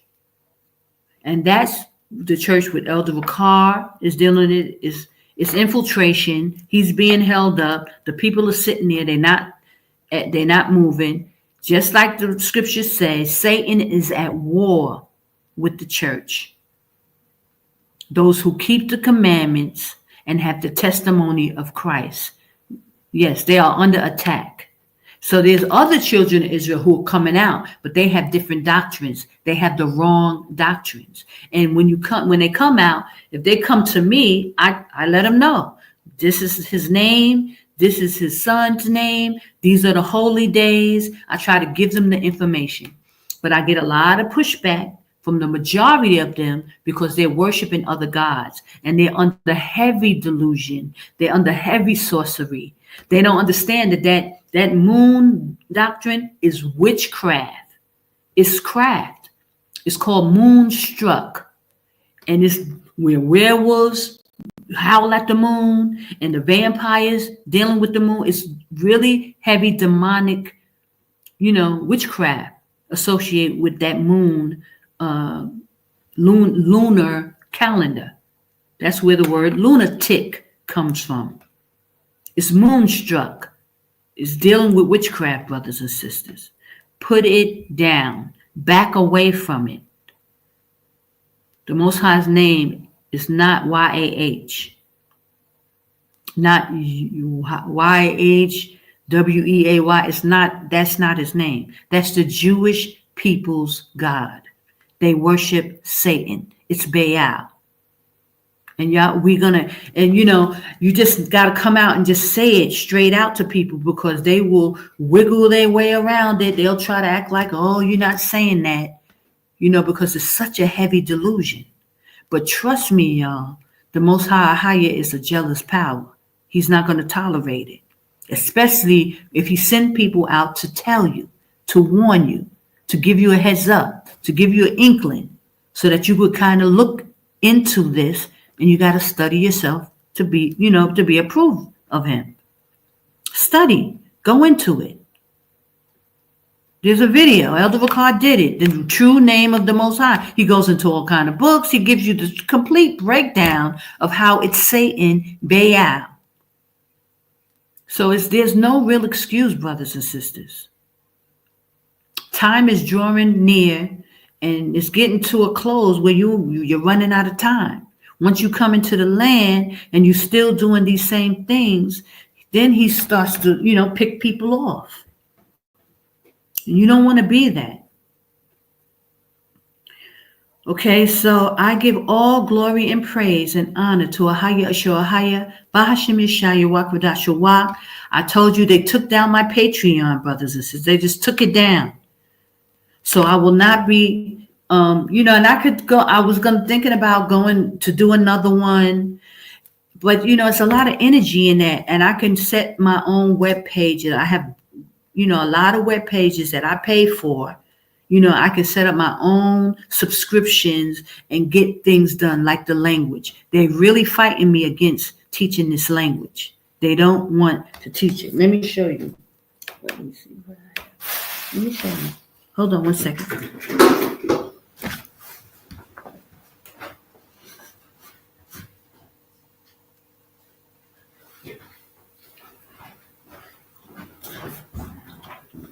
Okay, here I have my I Am Hebrew book, and I have 3 others. I don't have them printed. I'm going to get them printed out by next month.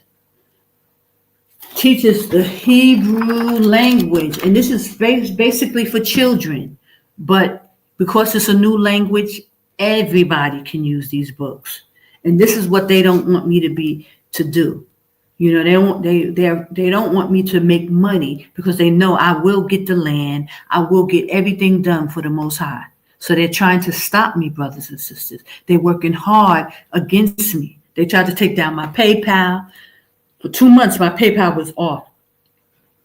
I had to, just keep trying to get at it. I got it back up as of last week, and now the Patreon is down. So it's definitely deliberate. They've been trying to hack into my emails, and it's just been one thing after another.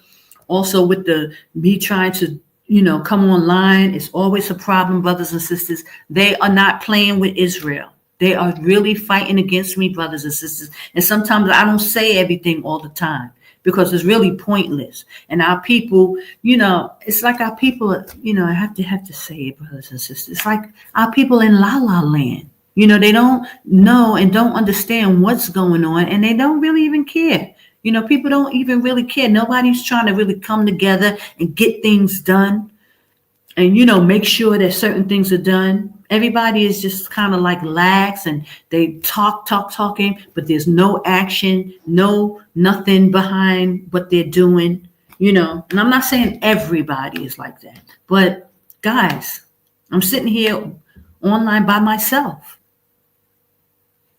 And I've been by myself for 15 years making these videos. I mean, once or twice you get a person to come on and, but then that's it. We have to get this thing done. We have to keep fighting. Don't give up, brothers and sisters. Okay, so this is one of the books I have, and I'm going all the way up to the 12th grade. Brothers and sisters, we're going to learn this language. The Most High gave it to me how to do it. I put it in these books, and and this is what they don't want me to do. They're trying to stop me from making any kind of money, from helping people, getting the land. It's all an orchestrated effort, and they're working hard, brothers and sisters. So don't be deceived and try to act like, oh, you don't see what's going on. I'm telling you, just like I told you there was infiltration years ago. I told you. This is what the Most High had me doing. I told you. You see this? I told you. I told you. Ahayah gave me that name. I told you. I told you. This is what he had me do. Talk to his people. So I told you there was infiltration. Now, 10 years later, one of the elders comes out, the bishop, and tells you how the Illuminati came to them years ago.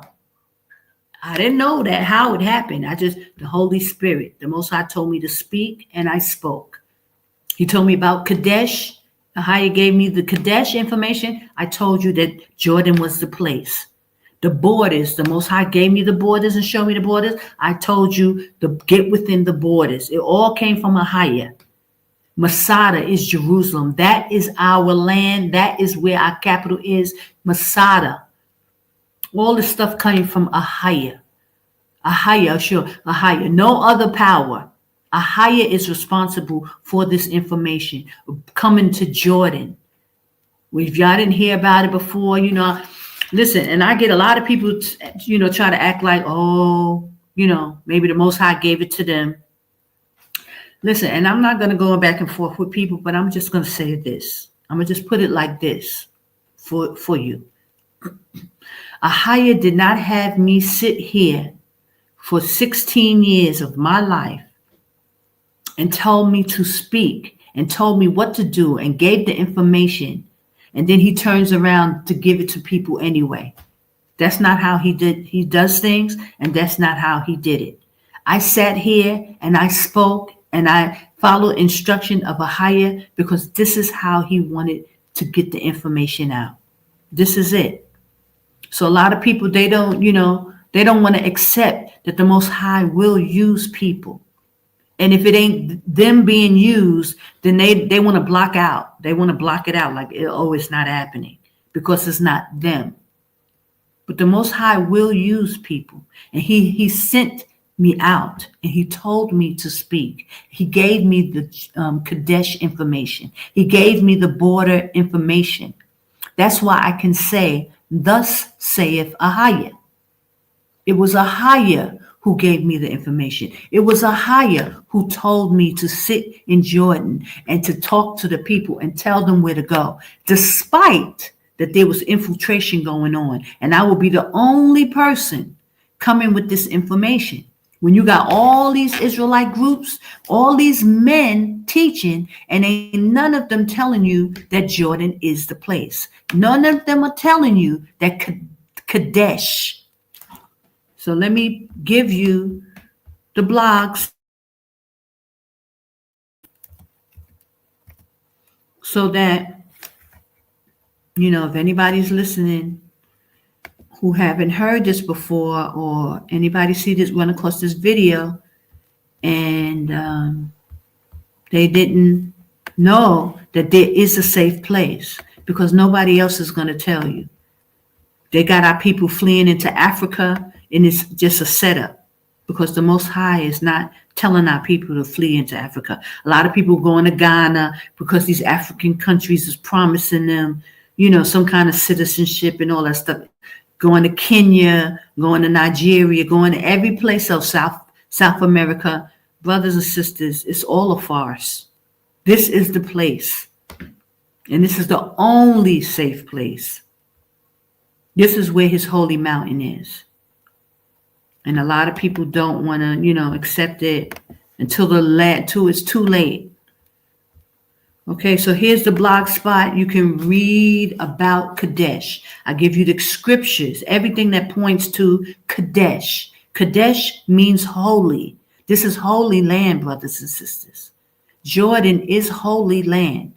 And you got Elder Wakanda, Edom, and the Sashu, putting all this negative overtones on the land. When the Most High told Moses to take off your shoes, this is holy ground. KADESH, it means holy. This is where we are going to be in the end times. Pack your bags, get out of Babylon. Yashaya is coming. The birth pains. These are the birth pains. Get prepared. So this is the blog spot.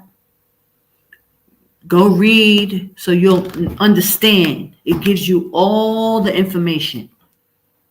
You cannot go wrong. Just read it. Take the time to read it, study it, print it out, or write it out. Rewrite down the precepts. It gives you the land where we will be safe. It gives you the same land that Moses journeyed with the children of Israel the first time. The Most High said he's going to do it again. All of that is in the blog spot. It's free. Just take it. Also, I got the calendar. Is on in that blog spot. I haven't updated it because I know we're in now the new year. I probably didn't change it yet, but I will. So if it's not right, it will be. Praise Ahayah'S. Okay, so I just want to say, please watch the Boaz video. With the Ruth video, it's together. So that we got Boaz. Now you got Ruth. So here I made a page for Ruth so you can see it. I have to, give me a little picture, but I'm going to write the information on Ruth. This is how you do it. And I probably will also do one of these for Ruth because I have, I'm going to show you here. I have a whole thing set up for women in the Bible, but Ruth and Esther, because they have their own books, they will be spoken about just like our brothers are. So here, let me show you. Here I have women in the Bible, okay? And this is just for different women that are spoken of. We haven't begun to go into that. And I have a list like Anna, Mary Magdalene, Susanna, Joanna, women with the issue of blood, Elizabeth, Mary, the mother of Yashaya, like all these women we will go into, right? But Ruth has her own book, so I'm going to do her the same way that we did the other prophets in the Bible. Ruth, maybe Deborah, and definitely Esther. They will get this kind of page. So I'm going to do Ruth on my own. I'll do it on my own, guys, because I wanted you to watch that video. That if you just tuning in, I showed a video on Ruth and how she's definitely, without a shadow of a doubt, she was an Israelite. I believe she was from the tribe of Judah. The Most High just didn't reveal that information yet because I do believe that Christ would come from a pure bloodline. I don't believe it was mixed tribes either. I believe it was a pure bloodline, but right now this teaching just shows that she was an Israelite. So when you go, after I get off, you can go watch it again. Please take your pencils and pens and write down the precepts, studies to show you thyself approved. And then next week, I know I already picked out Thomas. But instead of Thomas, we're going to go into the virgin birth. I'm going to play the virgin birth video. And I have all the precepts here. If you wanted me to send you this with all the precepts and scriptures for the virgin birth. But I'm going to show the video next week for the virgin birth. So if you're interested, because a lot of our people are deceived thinking that Christ was of a virgin birth. And that's not true, brothers and sisters. He came like everyone else. He was born from the seed of his father, Joseph. And I know it's hard to believe because we have been indoctrinated with a doctrine of this virgin birth. But I said this earlier, and I'm going to say it again. If you watch, go on YouTube and look for zeitgeist. This is when I started questioning it, because I saw the video Zeitgeist, and I saw it's a long series, but I just went to the series about the virgin births. They got so many virgin births throughout every religion. I was like, wait a minute. Once I saw that, I knew something was wrong. I didn't know what. And then Elder Ricard, like the following week, came out with the virgin birth. And I was like, oh, but I was already like, something ain't right. Once I saw the zeitgeist about the virgin deities in every religion, I was like, nah, something ain't right. And praise Ahayah. Then I ran across Elder Ricard. He came out with the virgin birth deception. They have lied to us again. They're the father of lies, brothers and sisters. We can't believe nothing they're bringing. So with that calling on that YAH and all that stuff, y'all put that crap down. That new moon doctrine, slither of the moon doctrine is witchcraft, brothers and sisters. Lunatic, the lunatic is moonstruck when you following the moon. That's why so many people won't put down that name. That's why they can't put down that moon, that slither of the moon doctrine, because it's engraved in witchcraft. And it's spiritual. They can't put it down. And they will fight you. They'll keep coming back with that YAH name, and they'll keep doing it because it's witchcraft. It's lunatic. Lunar Sabbath is lunatic. Moonstruck. It's witchcraft from these Gentiles. Put it down, Israel. That's not the name of the Most High. He doesn't go by the slither of the moon. He said that in Jubilees, read it, the moon comes in 10 days too soon. That's not the right doctrine, brothers and sisters. Put it down. And I'm saying this was all love. I'm trying to be as sensitive as I have to. But for some reason, Israel, like I said, just like a pit bull on some raw meat, they will not put it down. You got, and you can't be sweet and, Christ said, you try to talk like that to Israel, they'll chew you up and spit you out. So this is why I have to be a little assertive when I'm talking to Israel about these doctrines, about the witchcraft. Christ said in Revelation, every foul spirit and unclean and hateful bird is trapped in Babylon with the witchcraft they got going on. The information that they gave us was all lies. Put it down, Israel. Back away from the table. Okay? Praise Ahayah'S. So I just had to go there. But, okay, so with this, I'm going to do Ruth the same way I've been doing the rest of it. I'm going to do Ruth. And then next week, we're going to go into the virgin birth. And, bring your pencil and pen, write down like how I did here. If you want to get a copy of this so you don't have to write it. But listen, Habakkuk 2 and 2, write it down, make it plain. This is how we learn. The Most High tells us to write stuff down or type it out. But it's good to get a copy like this, but you retain the information when you write it down yourself. I had to type this out. Okay? It's like writing it. I just put it so that, and matter of fact, I had it written down and then I typed it so that it's neat. Okay? But these are, this is how we learn, brothers, and write stuff down. Make it plain. That's what journaling is all about. Journaling. Write it down. Okay, brothers and sisters? That's the blog spot right there. Anything else? I think I've said everything. I've been talking, but I really want to reiterate, brothers and sisters, I'm under attack. They took down my Patreon. I have no Patreon now. They just took it down and they didn't give me no real explanation why. They just made up some excuse. And the week before that, I was dealing with PayPal. They stopped my PayPal.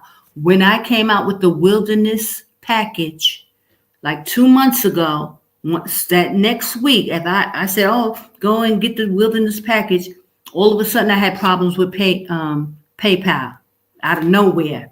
So I was like, they starting to mess with me. 2 months I couldn't use PayPal. I couldn't, use that PayPal. I had to find another way. Then I finally, got aggressive and I had to get it cleared up. Last week, I cleared it up, PayPal, and now Patreon was taken down. So it's not a coincidence, brothers and sisters. They've been always doing this stuff to me. I was getting emails, to check my account. Somebody's logging in from Kuwait somewhere. People are trying to hack into my stuff. They just, and they didn't do anything, but it's harassment. They're constantly attacking. I'm under attack. Every little thing, who knows what's going to be next week, but they're trying. So I don't have a Patreon no more. I'm going to set up my websites and I'm going to teach the ancient Phoenician with subscriptions on my websites, brothers and sisters. They ain't stopping no shows. But it's just, this is why I've kept these websites for so long, because I know that they've been always messing with me back and forth with the YouTube pages. That's why I've always had different YouTube pages, because they've always been messing with me. They never stopped. But I just stopped talking about it, and I try not to make a big thing about it, because I don't want them to feel like they're doing anything, So prayerfully, keep praying for me, brothers and sisters, and I pray that you help, that you go on to the let me put it up there, for the land. We can get this land, brothers and sisters. Yeah, we need a place, at least one place. Get the land, help, donate. Help. I need help. I can't do it all alone. Okay, so I pray that you guys will help. That's the GoFundMe for the land. My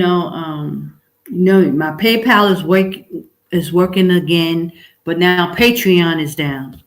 And I could probably do another Patreon, but I really just don't want to waste time, because how they did me so dirty. They just shut the thing down, and they didn't give me no real excuse. And I guess they don't have to, they don't have to. But when you have your own, your own website, and you have your own means, then it's not so easy for them to mess with you, So praise Ahayah.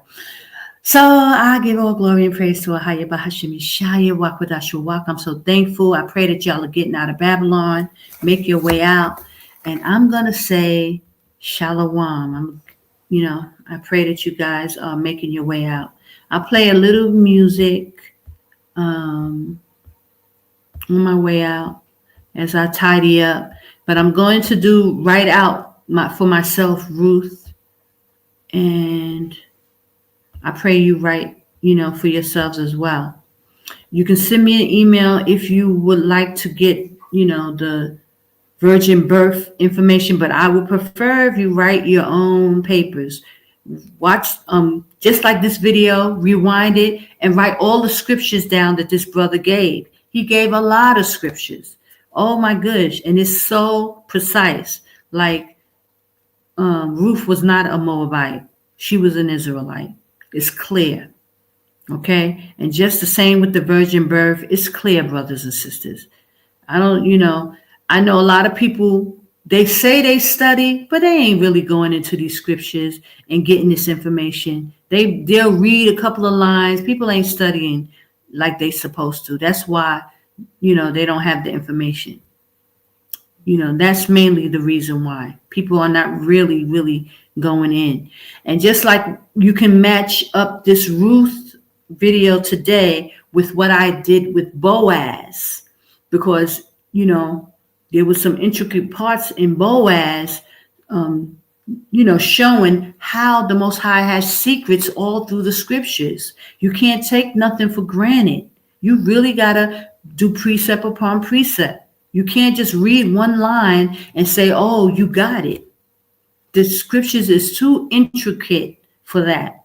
It's too much, line upon line, here a little, there a little, that you'll get the correct understanding. And people don't want to do that. Our people don't really want to study. They don't want to do anything. They want people to give them the information, and then they want to act like they're holy and righteous. It doesn't work like that, brothers and sisters. I'm going to say shalom. Praise Ahayah Bahashim Yashaya.